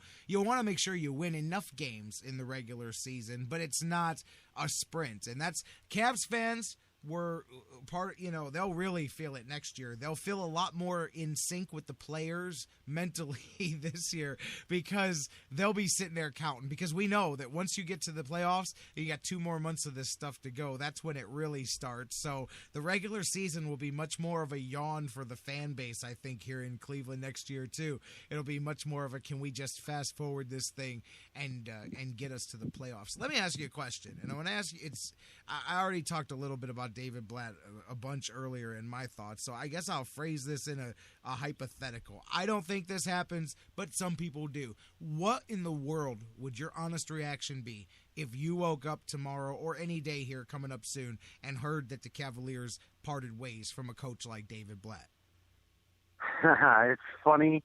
I heard David Blatt talk this morning when I was in the car, and I thought in my head, I wonder if Jerry will want to talk about this, because I knew without even asking you that you would be a hardcore David Blatt guy. Yes. And I'm not a hardcore guy, but I'm not blame David Blatt guy. I feel like David Blatt kind of, he definitely gets blamed for things that he shouldn't. I think he for sure is caught in the web that is everything being scrutinized, picked apart, and analyzed to the nth degree when you're around LeBron James. to answer your question, if I heard that they parted ways, I don't know if this is just a new story to make it all work, if it comes true. But, I mean, I've heard stories in the last day or two that maybe David Blatt doesn't want to be here. If David Blatt doesn't want to be here, that's fine. That's A-okay and fine by me. And David Blatt can go on his merry way if he wants to go get another job in the NBA or go back overseas. If that's what David Blatt wants to do, knock yourself out. I think it would be a bad move.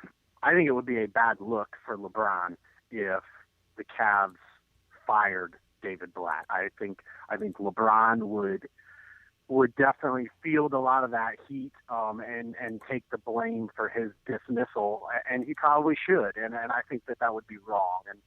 And I don't think that he's going anywhere.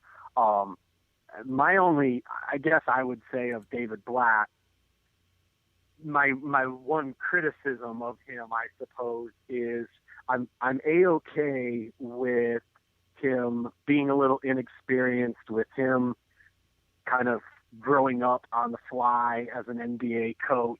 I'm okay with all of those growing pains. I mean, he certainly made mistakes along the way, and I also, I think he's over-criticized for his mistakes, and he's for sure not given enough credit for his positive attributes that he brings to the team. I think, look no further than the NBA Finals. I mean, when things went south, Blatt was the guy that a lot of people blamed and criticized.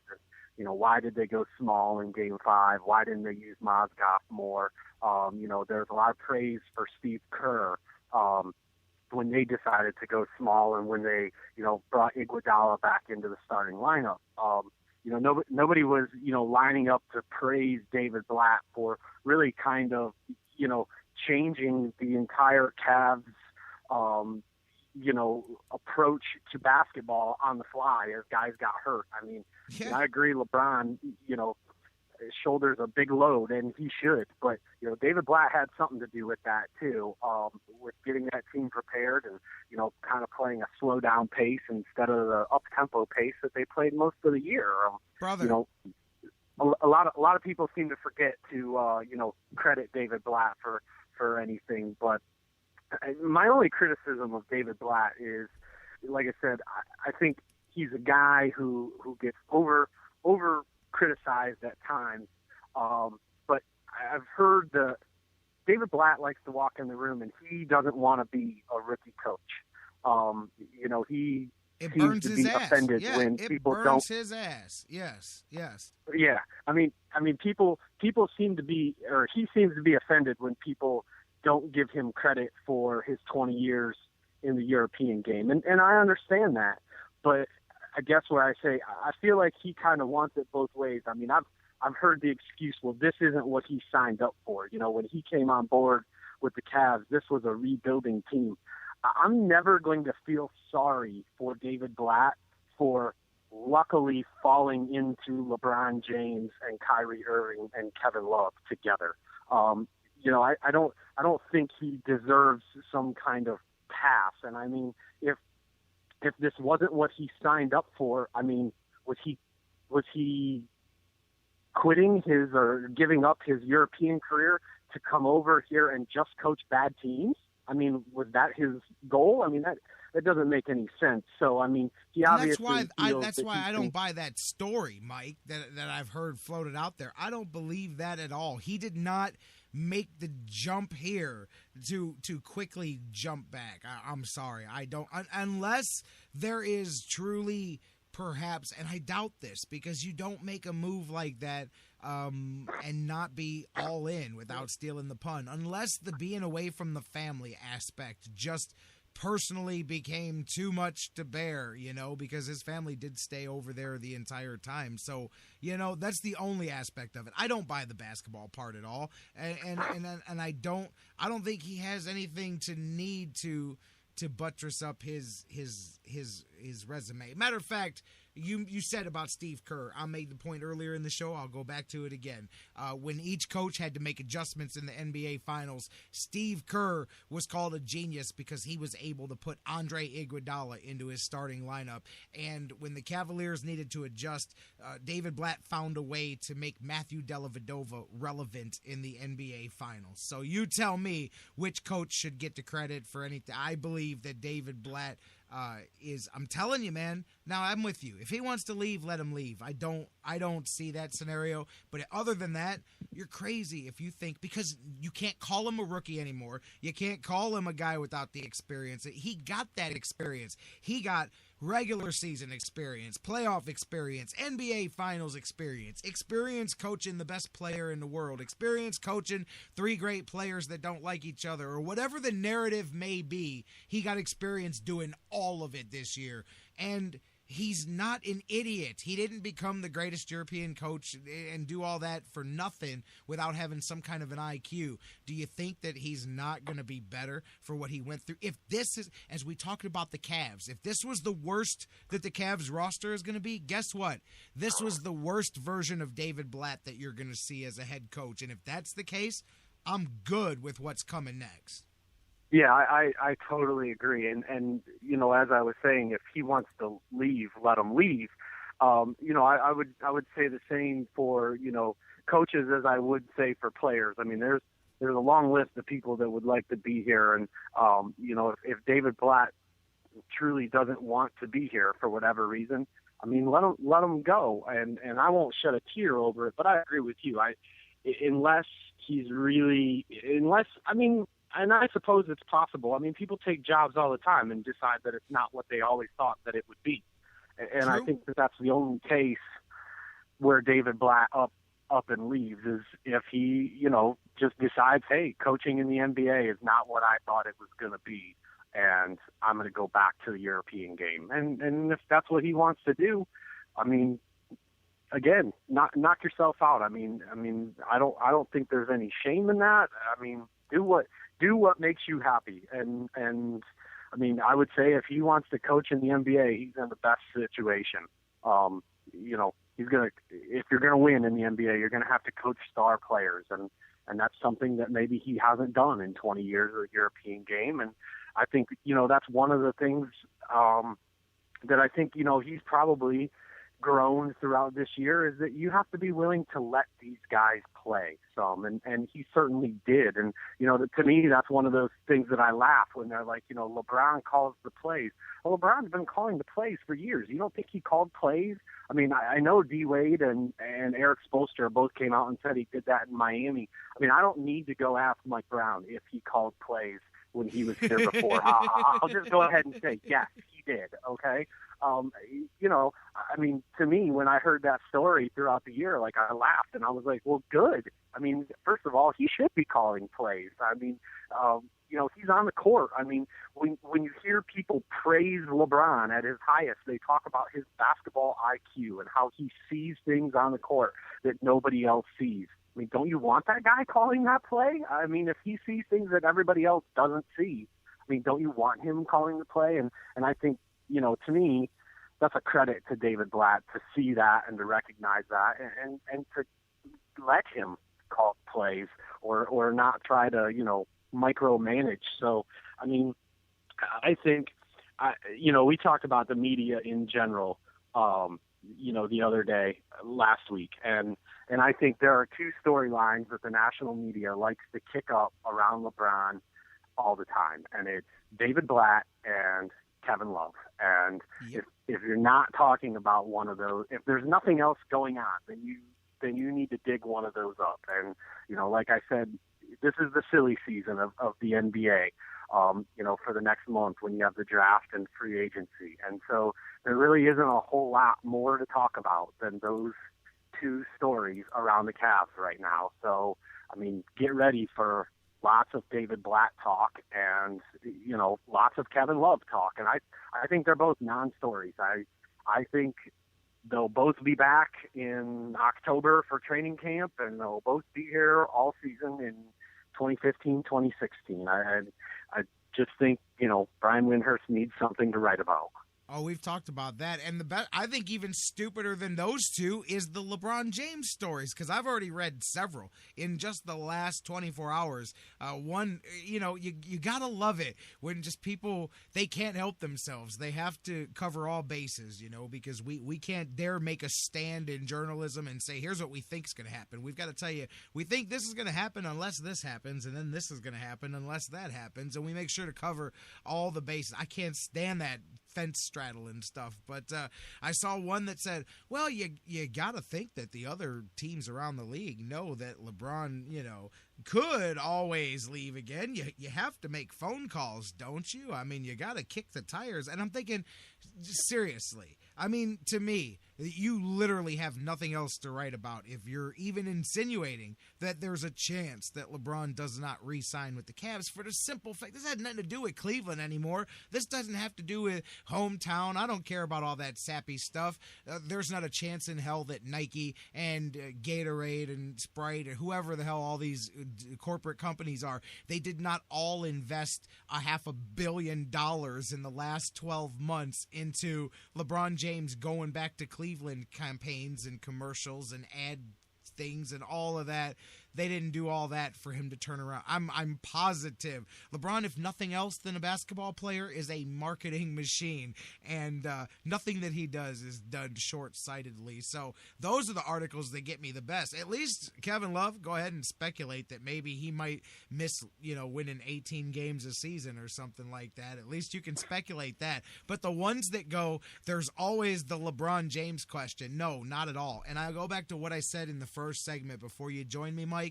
I won't even buy the narrative that LeBron's going to wield the sledgehammer over the whole franchise. I said it like this. He wants the team to know the power that he has, but he's not stupidly going to handcuff his own franchise just to show off his own power. He just struggled through an NBA Finals where if there was any modicum of extra depth on the team, he would have won the finals by far.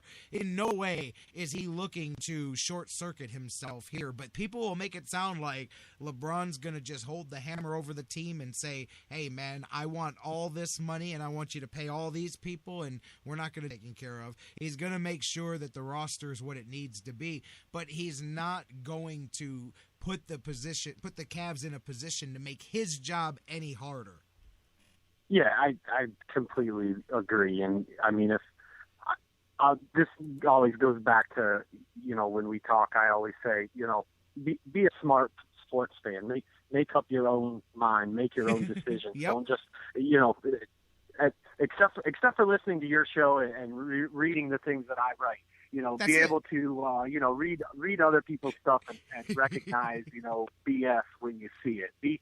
Be smart enough to make your own decisions. Don't just blindly accept what people tell you. And I completely agree. I mean, if you're in a camp somewhere where you are believing that LeBron could leave, I don't know what answer or what I could tell you to convince you otherwise. Because I mean, that's just bizarro world. Because something will have to go unbelievably crazy south in order for LeBron to leave again. Because like you said, that's a marketing nightmare, and something would have to happen to make almost all of us say, well, I don't blame the guy, and I can't create a realistic solution to that where we would all say, well, I can't blame the guy. Unless So LeBron unless comes Dan home. Gilbert gets up tomorrow and says he's done spending money, which isn't going to happen, unless that's the case, I mean, I don't see where anything's going to happen that jeopardizes that. Unless LeBron comes home tomorrow and Dan Gilbert's face is crudely pasted atop the family portrait while they're playing Jenga together, I agree. There's no possible scenario. You know what you've seen Ricky Bobby, right? Obviously. I haven't. I'm the worst You've never seen the Legend ever. of... I'm terrible. Have You've we never ever talked seen about Talladega movies? The last Nights? Jerry, this is not a joke. The last movie I've ever seen in the movie theater was The Simpsons, 10 years ago. Wait a minute. And Actually, I'm not you a big Simpsons fan. I just went because my buddy basically wanted someone to go with, so I just said fine. You just gave me a side story to go off to real quick, but I was referencing Talladega Nights. Will Ferrell's character walks in, and his best friend is playing Jenga with his wife and kids, and they've actually just cut out a picture of his face and put it over Will Ferrell's in the family portrait. And he walks in, he goes, "Why is your face crudely painted atop the family portrait?" And anyways, then his wife's like, "Things have been terrible for a long time." And he's like, "No, I really did not know that. I'm just finding all this out now." Anyways, but speaking of movies and not going there forever, I've got a story for you, and this will just tell you. Hey, look, I've lived in a radio studio for the last 5 or 6 years. I don't go to the movies anymore. I don't get out to the movie theater, and I'm not gonna lie, I like watching things from the comfort of my own home a lot of times. But I had to go see the Jurassic World. The kids wanted to go, and I like those movies. I was a big fan of the original Jurassic Park and loved 3D and all that. So I'm like, okay, cool. So going to get the tickets in advance because the theaters were sold out for the first couple days, and I'm like, why do you got to pick seat numbers like we're going to an Indians game here or something? Don't you just get tickets and go to the movies? Like, no, man. They got recliners and all this. Wait till you see the movie theater. You haven't been to the movies in a few years. I'm like, no, I haven't. I get in there, man, and I'm like, oh, okay, I can pay $10 a ticket for this. They don't have little movie theater seats anymore. They got these big recliners. It's like Lazy Boy just remodeled the movie theater, and they kick back. You can lay down and take a nap while you're watching the movie, man. I'm like, it was the most comfortable movie-going experience of my life, and I have now just completely outed myself as a guy that doesn't go to the movie theater, but I was amazed. I'm like, when the hell did this happen? Because the movie, now it's like, I'm sitting at the house. I may find myself going to the movies all the time now, but I was amazed because I had no clue that they got rid of the old stadium type seating, and they've all got the Lazy Boys going now, and it's a much more comfortable, but you know what? They've got to keep up with people like me that enjoy watching it at the house and the whole relaxing experience. And I was amazed at that. And by the way, it was a pretty decent movie as long as you're not looking for a movie plot, which, as I tell people, it's freaking Jurassic Park. I mean, you're not exactly going there for Shakespearean drama. You're going for dinosaurs and loud noises, and it's got a whole lot of that stuff. But yeah, anyways, so that's how out of date I am with going to the movies, bro. I'm right there with you. I tell people all the time, like, for better or for worse, everybody has their things that they like, and I'm like you. I'm engulfed in sports, and there are things in our world that the average person knows all about, and I am completely oblivious to it, Jerry. And like I said, I haven't been to the movie theater in probably over a decade. My friends, I went to the watch party at the Q for Game 5, which, by the way, if you are someone who, has kids or you can't afford a Cavs ticket, go to the watch parties during the playoffs they're pretty good, next man. year. They're good. What an incredible show that they put on. And all I could think of the whole time I was there, I mean, I'm lucky enough I do have Cavs tickets and go often, but if you are someone who can't afford the price of an NBA ticket, I mean, without being at a game, you think you're at a game. And what a great product that the Caps put on there.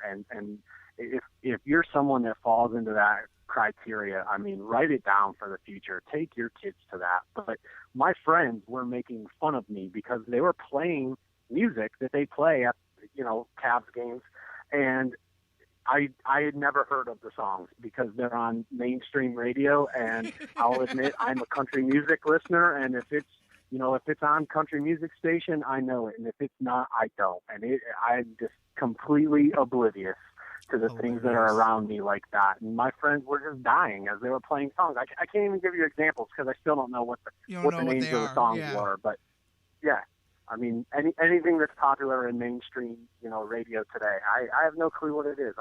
I'm like, I walk around with blinders on. I just see sports, and the things to the left and to the right. If it's not a ball game, I miss a lot of it.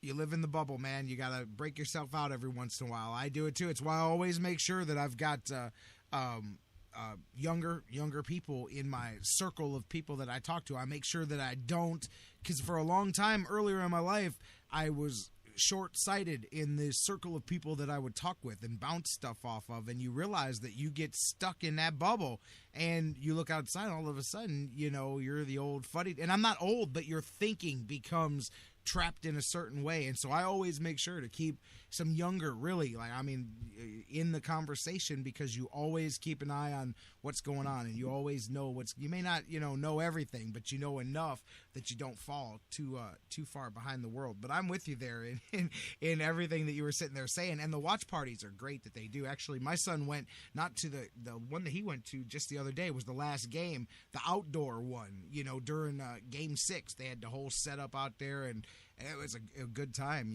They had a lot of good stuff going on. But yeah, the Cavs make a whole in-game experience out of it there for those watch parties. That's pretty cool stuff. I was telling people, go check it out. A couple friends of mine went through several times and told me what a great time it was. Yeah, for sure. And that's all I could think of the whole time I was there was what a great atmosphere for anybody to watch a game, but especially for kids to really enjoy. So that'll be my strong recommendation in my short-sighted world is Q watch parties next spring. Take your kids. Take them. Have some fun, you guys. Absolutely. Especially for those games that are harder to get tickets to or more expensive and all of that. Cavs make it worth your while. Mike Brandenberry from didthetryWinLastNight.com joining me, and we've been talking about the Cavs, and yeah, I said Tribe there and there, so we might as well go there. I'd prefer to just pretend that the previous game didn't happen and we could just talk in general, although they are coming off of an franchise worst home shutout loss, 17-0.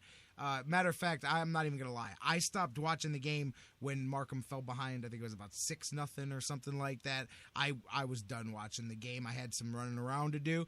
Ended up somewhere with a group of guys, and I'm like, anybody got to score on the Tribe game? And we're all pulling up the phone and checking it up, and they're down 10-0. I'm like, wow, whew, man. And then next thing you know, on my Twitter, I see a picture of Ryan Rayburn on the mound, and I go, well, I know it's no good if I'm seeing that Ryan Rayburn is now pitching for the Tribe. And then you think the worst has happened. I refresh my score a few minutes later, and I see final 17-0, and I go, what the hell? And then I see the grand slam and Murphy coming in and just the debacle that the whole ninth inning turned into. But boy, I don't know. Do we even need to talk about the ugly? Is that just a you forget that ever happened type of game there, man? Yeah, it is. I gave it less attention than you did. I'll be honest. Last night I had dinner plans with some friends, and it was like the third inning, and I just checked the score. And it was 10-0, and I went back to my friends and my dinner, and someone said, it's the ninth inning, and I swear that TV says it's 17-0. And I turned around, and I rubbed my eyes to make sure that they were in focus, and I saw that it was 17-0, and I again turned back to my friends. And to me, I mean, again, let's tack another cliche onto this talk, but it's just one game. And, I mean, in some ways it doesn't really matter if you lose 1-0 or 17-0. Obviously a clunker of a game. And if anything, I mean, last week we talked about how well Sean Markham had pitched. And I said, he's the definition of a fifth starter. In a month's time, he's going to pitch one really good game. He's going to pitch one really awful game, and the rest of them, he's going to give up, probably 4 runs in 6 innings, and if you can score 5, you'll win. Well, let's go ahead and chalk last night up as the official, stinker for June for Sean Markham, and just move on. But we'll see. One of our conversations last night in my group was, if you're the Indians, if you think you're in it, if you're trying to make this team better, what do you have your eye on as you begin to prepare for, the trade deadline and trade season, I guess, as we start to move into July? And as crazy as it sounds, for as awful as their defense is and for as, up and down as their offense is, several people in my group were like, another starting pitcher. And I mean, last night's a good example of it. It's tough to argue against that. Absolutely. Talk to me a little bit, separating last night. That's why I said, you got to kind of look at it as the bubble in one game. But, we brought you up earlier this week. Dan Wismar and I were talking, and we were kind of mentioning, and your great point of the Indians needing more than, and they just did it again today after last night's game. They sent me another one of those that try, and I know that they're just doing what the PR department does. Joel Hammond and those guys have to do that. But, it was like the Indians have still won blah, blah, blah of this many games. And the final one was 20 of 35. And I'm like, that's great, but that's 5 games above 500 when it sounds better. And we talked about this in the past, but where are you at with where the Indians are here? I mean, looking ahead to the trade, they made the moves. We brought that up last week. And by the way, speaking of, let me stop for a second. I'm going to stop my point because I'm going to go into too many sub things. How about the Cubs going crazy with making the move? We talk about how long the Indians put off this guy and that guy. That was one of the guys when we were looking at the score last night.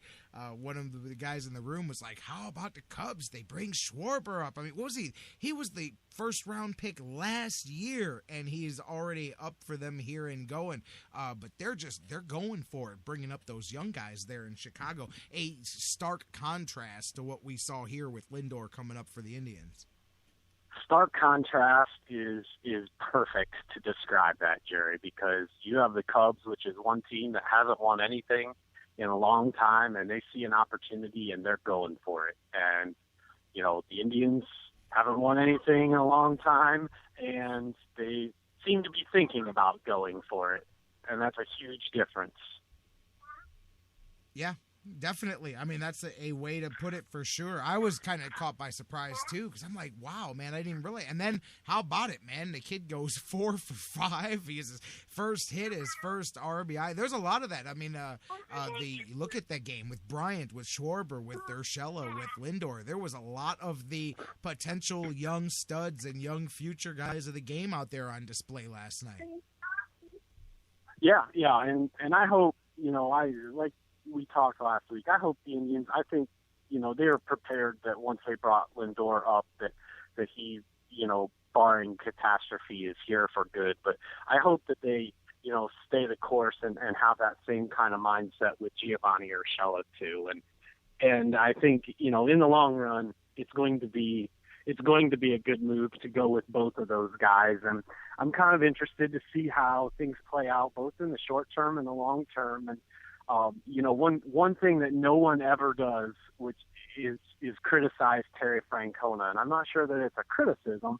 I just think it's his nature or it's his mantra. But, I'm not sure that Terry Francona is the biggest, for as big of a player's manager as he is, I'm not sure that he's the biggest young players manager. He's loyal to his guys to a fault, and he's loyal to veteran guys. And I hope that he gives these young guys a chance, because we have seen everything that we're going to see from most of the veterans. And if this team is going to get back in it, it's going to be with some kind of infusion of talent. And right now, that first infusion is from some younger guys. And I would be all for, this being the first wave, not the last wave. And I think there are some guys at AAA and AA who can help this team, sooner than later, and maybe not to the level of Urshela and Lindor. I think Lindor especially has a chance to be, an all-star. I think Urshela has a chance to be a good big league player. But there are guys that can fill roles and do things for the Indians and help them win right now. I think it was a great point about Francona, too. Dan Wismar and I, about 2-3 weeks ago, when I think Atchinson's the latest example of that, speaking of his preference towards the veterans, because when Atch went on the disabled list, Dan Wismar and I were on the air that day, and Dan said, well, I'm just going to put it out there. You're not going to see him back with the Indians. He'll be designated for assignment. I said, whoa, Nelly. I said, did you not listen to Terry Francona yesterday? I said, I'm telling you. That dude is going to do the minimum time on the disabled list, and he's coming back up to the Indians. I could tell the way Terry Francona was talking. I said, look, you don't talk about a guy like this and how much we need him as quick as possible unless you're planning on the guy coming back. And Dan was kind of shocked when 15 days later, here comes Atchison. I said, bro, He made it very clear, but you're right about that. And you know what? Before we go off into that direction with the Indians, just again, talking about Schwarber and the Cubs and the young guys and Lindor, what amazes me the most is, unlike Lindor, this is a move to stay. The Indians didn't bring him up to monkey around. They waited as long as possible, and there you go. But it's not the same. I mean, for all the talk of teams that, and I guess the Cubs aren't necessarily pinching for pennies or whatever, but for service time and all that stuff that we hear too much about here in a city like Cleveland, what's nuts is that they jump-started that kid up to the major leagues to play DH for a couple of days, and then he's going back to AAA so that he can keep playing regular. So, I mean, for a few day, opportunity to hit in the lineup and DH during some interleague stuff, you've jumped a guy up into the majors with no intention of necessarily keeping him here right now.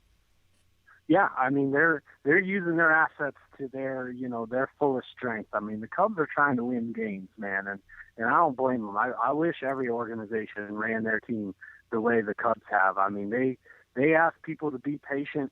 And, they charge a pretty penny, and they have a small ballpark, and they've made all their renovations and made it, even smaller in the beginning of the year with the bleachers being closed. So, I mean, that's a fan base. I mean, to me, that's a Cleveland Browns-esque fan base, and that they've had little to cheer about for a long time. And, hey, they see a window, and they're going for it. And I don't blame them one bit. I mean, like I said, it would be nice that every organization operated the way the Cubs are right now.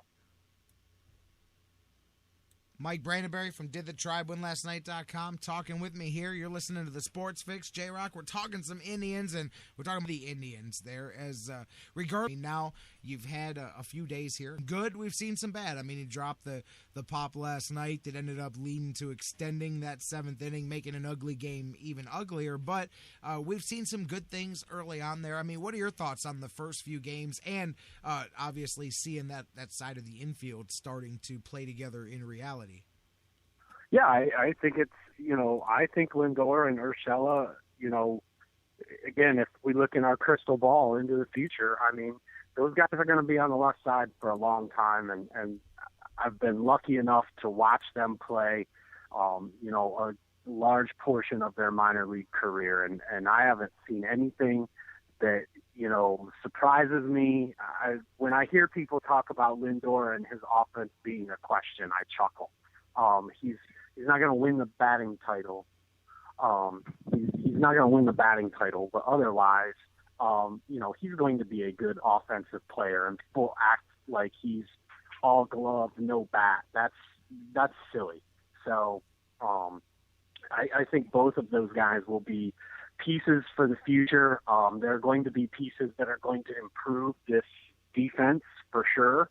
And, like I said, I mean, as far as, the early results and returns on those guys, there's nothing that I have seen that is surprising to me. They're good ball players, and they're going to be good ball players. For sure. And one of the interesting things is that at least early here, it enabled the Indians to continue. And this is what I'm interested, not just game to game, but over the next, 3-4 weeks, how the lineup finally settles out. Because now, after a month or 6 weeks of Santana being number 2, and he's done. That's the thing, is Santana's line was tricky because he wasn't batting, but he was doing the things that the Indians wanted that spot to do as far as getting on base and getting some people in and things like that. But now Lindor perhaps has a chance to settle in there, and now you move Santana a couple spots down there back into the 4th where he was more comfortable. At least for one day, he reacted very well to that. But what do you like? Do you like the idea of Lindor settling in there perhaps in that number 2 spot? And again, it's kind of interesting to look ahead a few weeks as they gel and see how this lineup may start to come together. Yeah, I like Lindor in the 2 spot, and that's where he's, hit most of the time in his minor league career. And, that goes back to my statement that, I mean, he is a good big league hitter, or going to be a good big league hitter. The one thing that you brought up, I'm starting to be too positive on the Indians, I suppose, in this conversation. So I have to bring up some negative stuff to fill my normal role. But at what point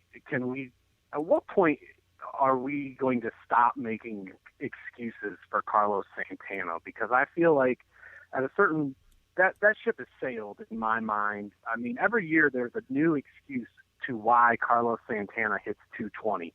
At what point are we going to just label him a 220 hitter who draws a ton of walks? Because in my mind, he's not the hitter that they ever thought that he would be when he was a young player.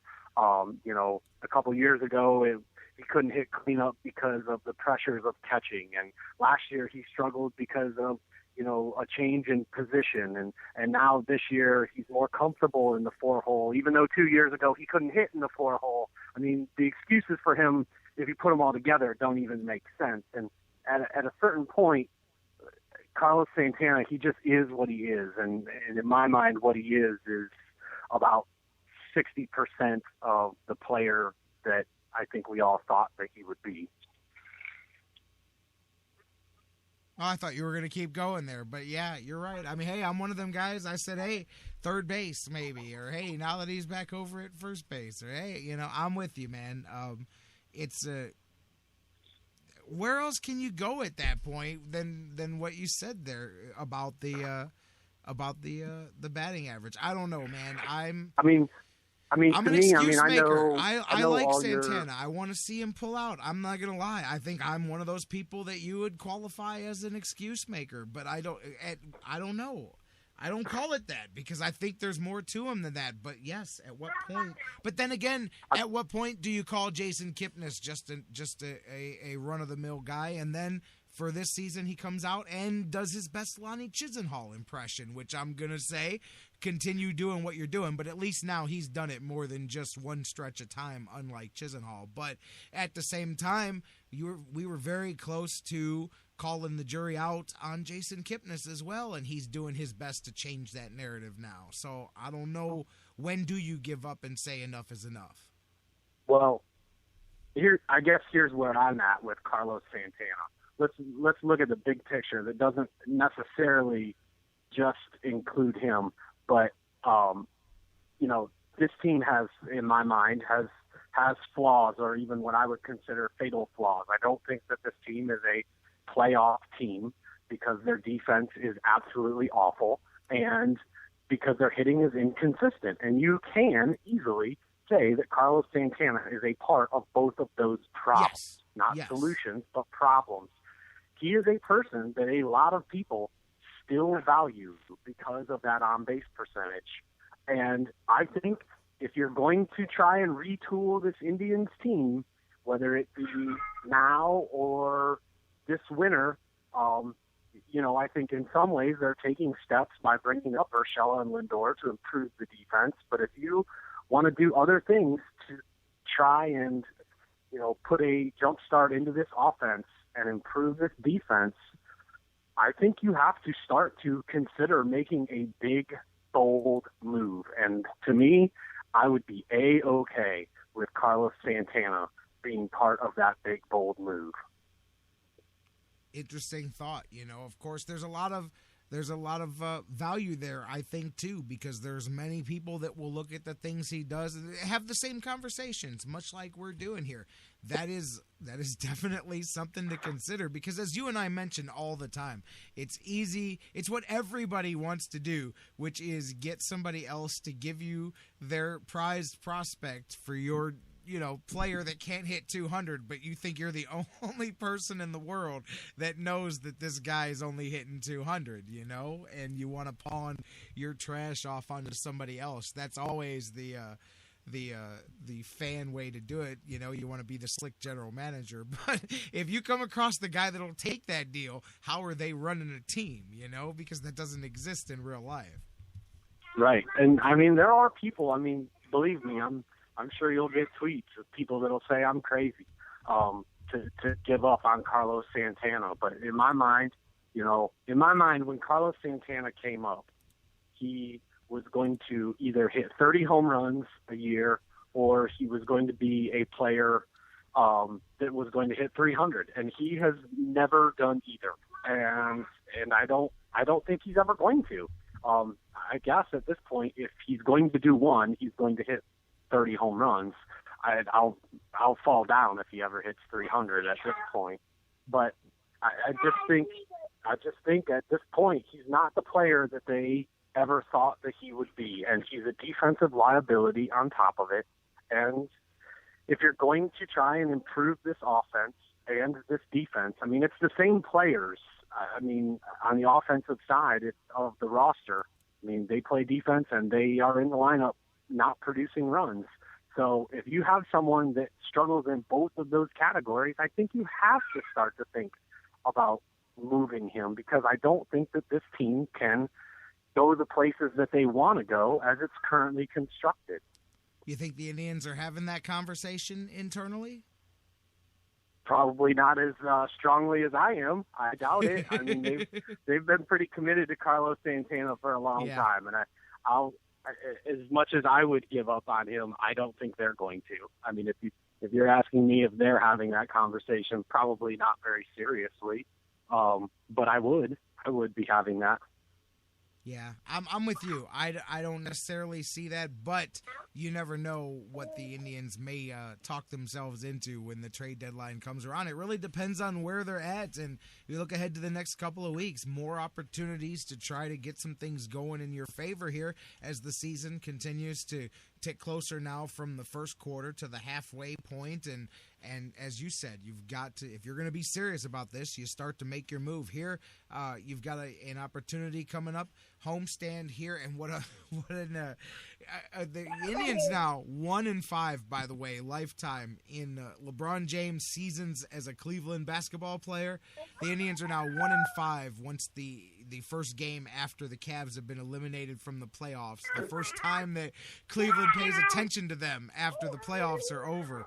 Yesterday wasn't the best way to start that run here, as Cleveland looked up from the NBA Finals and saw 2 touchdowns and a field goal put on the board. But they do have what is always a good Kickstarter with the fan base. They've got the 95 Indians in town this weekend. They've got to get through one more here with Chicago before you get to that. But you've got the big 95 Indian celebration in town this weekend. That should be a lot of fun. Are you getting down to check out any of that?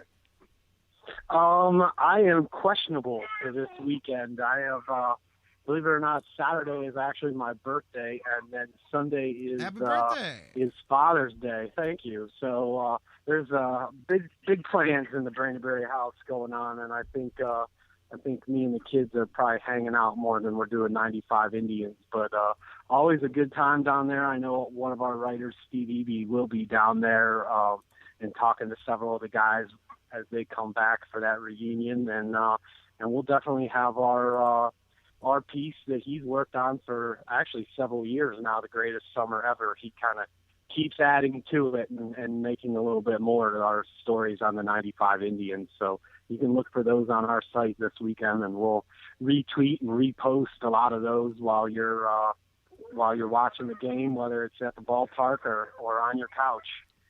This weekend, of course, that series with Tampa Bay. They've got one more with Chicago. Should be a good one tonight here. Salazar taking the mound for the Tribe, Jason Hamill for the Cubs, and then this weekend, the 95 Indians in town. As we said, you've got the fireworks and the flag raising tomorrow. Carrasco's on the mound Friday night. Kluber on Saturday for the big celebration night and another post-game fireworks. Trevor Bauer wrapping it up on Sunday. And again, a chance to do the thing that the Indians aren't doing, which is so ass backwards, which is not winning the games at home. I mean, traditionally in general, sports teams are better at home than they are on the road, except this year's Indians is the exception to the rule. Yeah, I don't have an answer for that one as to why they don't neither win do they. at home. Neither do they, man. And but it would be nice to turn that around, because if you don't have a home court advantage, where do you have the advantage, And it's just so weird because, obviously 95, we mentioned those Indians, but you think back for how long Progressive Field was a safe haven for the Indians, and they were unbeatable there. Even if they were down 8-0 in the ninth inning, they'd find a way to come back. I know that magic is long gone, but even in the last few years, they've been really strong at home. They used that strong run at home to get them to the wild card 2 years ago, and just kind of a departure here this year to see it. But then again, if we had the answers, they'd be asking us for them, wouldn't they? Yeah, for sure. And, it's funny that you mentioned, their offense and how it used to be. I think that's a change in mentality. I mean, not as to why they don't win at home. I don't know that there's an answer for that. Like you said, they don't have one either. But, I mean, offensively, you used to feel like no matter what the score was, they could slug their way back into it. And now I think it's the opposite. I think when you look at the scoreboard, if they're down 2 or 3 runs, you almost feel like they're out of it because their offense is so inconsistent. Mike Brandenberry, did the tribe win last night.com. Indians, Rays, 95 celebration weekend. Cavs, what a season. It's over, but trust me, it's only just begun. Mike, you sound like you got your hands full, my man. You enjoy the weekend. Happy birthday, happy Father's Day, all of those happy days, and then we'll do the thing next week. We'll see how the tribe's doing, how that homestand went, and we'll do the thing, my friend. Sounds good. Thanks for having me. Thanks for being here, as always. Mike Brandenberry, and as he said, check out didthetribewinlastnight.com this week. They'll have plenty of articles coming up about the 95 Indians coming in for the celebration, interviews, and all of that. We're going to take a break, final one, come back, tell a few stories, and set the stage for tomorrow. Don't go anywhere. Final segment of The Fix coming up next.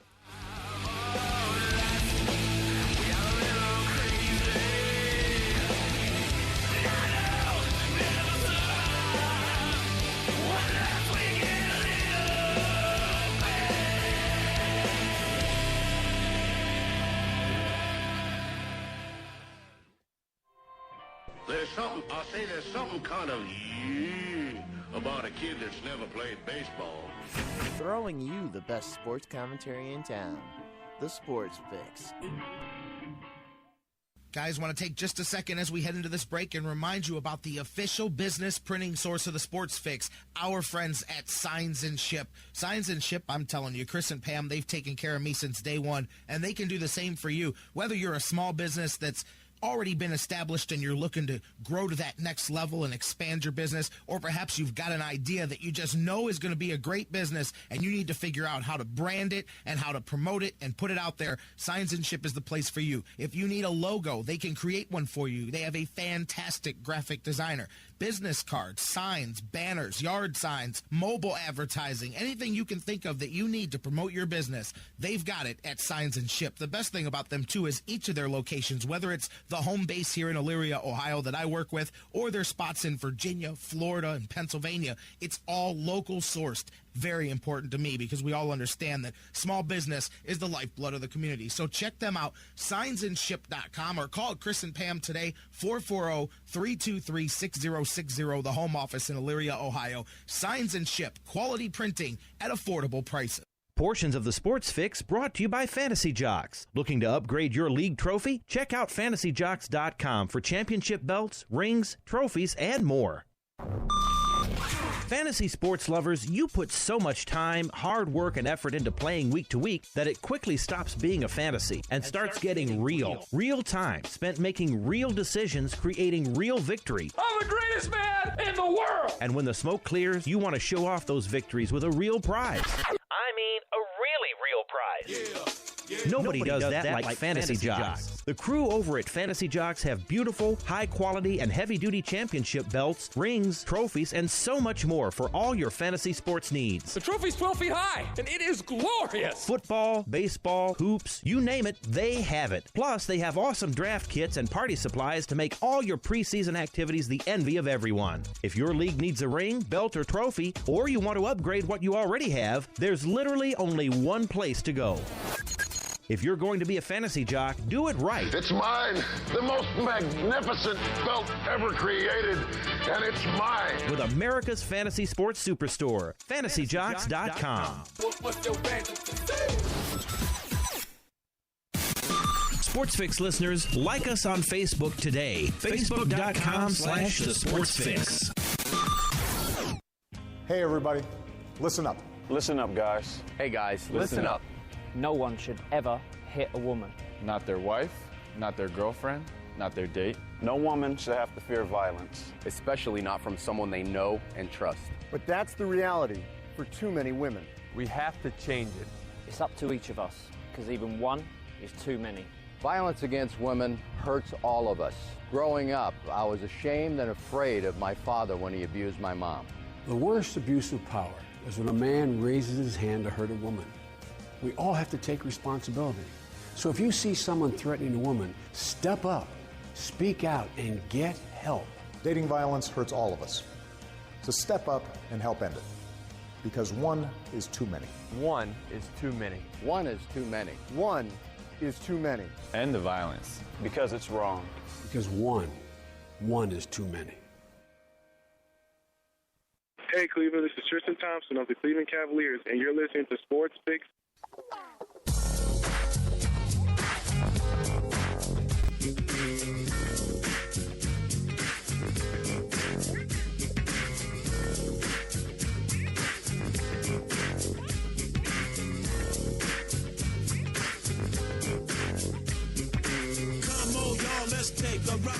Welcome back to the Sports Fix Live. J-Rocc back with you. That's right, Coolio. It was one hell of a fantastic voyage. And you know what?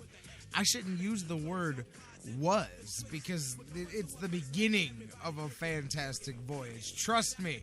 A few years from now, like Mike Brandenberry said, people will be looking back at this and going, that was just the tip of the iceberg. Great show today as we look back, man, the end of the Cavaliers run here, Golden State Warriors finals. Speaking of, as we get back into the show here, J-Rocc back at the Sports Fix, the 2015 finals, most watched on television since 1998, the last championship run of Jordan and the Bulls before Jordan temporarily retired for a few years and then came back with the Wizards when he was the owner of the Washington Wizards. But yeah, highest rated television finals since 1998. That is the year that I started wrestling. That's amazing how long that's been. It's that 17 years, basically.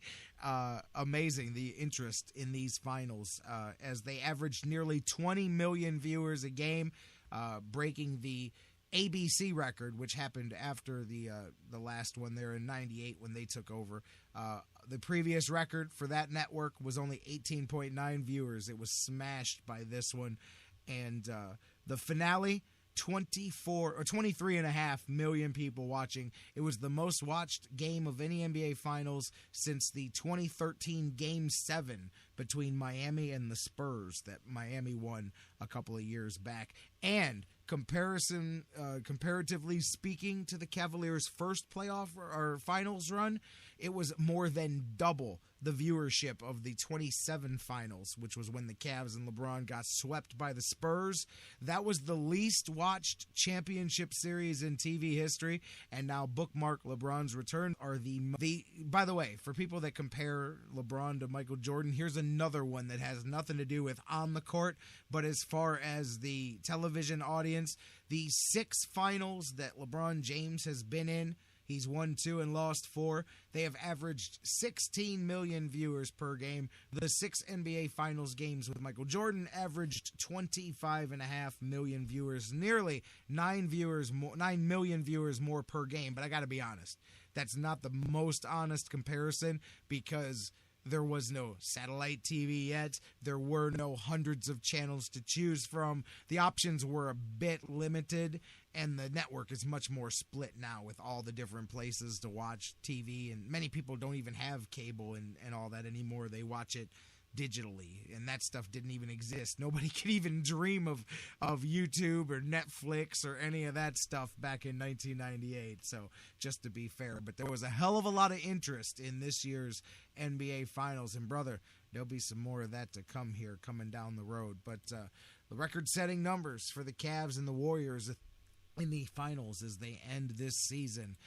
Speaking of ending this season, by the way, in the NBA, another Cavs-related note, looks like Danny Ferry not going to come back. Yahoo Sports putting out today, Coach Budenholzer there with the Hawks is now going to be moved up to team president, and Danny Ferry is going to end up out. I thought he kind of got ran over by everything that happened there. I know he made a mistake reading the line that he did in the off the scouting report in the meeting that they had, and when he was talking about Luau Deng having a little bit of African in him and stealing out of the front of the store, but it was done in context, and he was repeating a comment that he should have been smart enough not to say out loud. But either way, he built that team that went to the Eastern Conference Finals and got steamrolled by the Cleveland Cavaliers. He built that squad and gets none of the credit for it. Looks like Danny Ferry on the verge of being out there in Atlanta as the team president. Cavs, they're out of the NBA playoffs. Final team to be eliminated. Golden State wins. We put a wrap on that. We'll be talking some more, of course, tomorrow. Jonathan Knight, get his thoughts on the run of the Cavaliers, as well as the Indians, the debut of Francisco Lindors. Speaking of Jonathan Knight, coming up just about a week and a half from now, I'll get more specific details tomorrow when JK's on the show, but we're looking to do a very special Major League themed edition of the Sports Fix with Jonathan Knight actually stopping by live in the studio with us so we could take some phone calls. I'm going to see what else I can do to kind of make that a fun thing, but I'm looking forward to it. It's looking like it's going to be perhaps Monday the 29th or Tuesday the 30th of June. JK is going to make a media round here in Cleveland, and he's going to do an in-studio edition of the Sports Fix here with us so we can take some live calls and talk to you guys about his movie, The Making of Major League, and talk about the movie and how it was put together and all of that. So we'll talk some more about it as the details come through, you guys, but that's something that we're working on for about a week from now. Looking forward to that. That's the movie Indians. The real-life Indians wrap up their little back-and-forth foray with the Cubs here. They had one rained out, they took one, they lost one, and now we'll see how they wrap it up. Salazar and Jason Hamill tonight before the 95 Tribe comes in this weekend for the Rays series. We'll talk about that as well tomorrow with Jonathan Knight. We'll talk some Browns with Jeff Gorman from Browns101.com as they wrap up their mini camps here. Last one before they come in for training camp here. We'll talk about some of that. Johnny says no more Johnny football, no more money sign. You know, yeah, well, you may not be throwing it up. Some other ones are going to be throwing it up at you, but that's some stuff that needed to happen for sure. We'll talk about all of that, some of the tangible things going on the field here this week and more with Jeff Gorman. Talk Cavs, talk Indians, all of that and more as we head into the weekend tomorrow. Same bat time, same bat channel. You know it, live right here on the Sports Fix Radio Network. We love you, Cleveland and beyond. We'll see you tomorrow. Same bat time, same bat channel, live at noon, right here, baby, on the Sports Fix. We love you, Cleveland and beyond. Have a blast tonight, and we'll see you tomorrow here on the Fix. Kiss the cardiac, rock cars, Science Center, Tower City, all of that. Warehouse District, Euclid Corridor, and all the flat. You know that I'm a Tribes fan, and I love sliming. Crockett Park's the perfect place for me to spend some time in. Baby, this is Cleveland. It is so much more to us. You can even go to Severance Hall to see an orchestra. In Cleveland, we rock our city.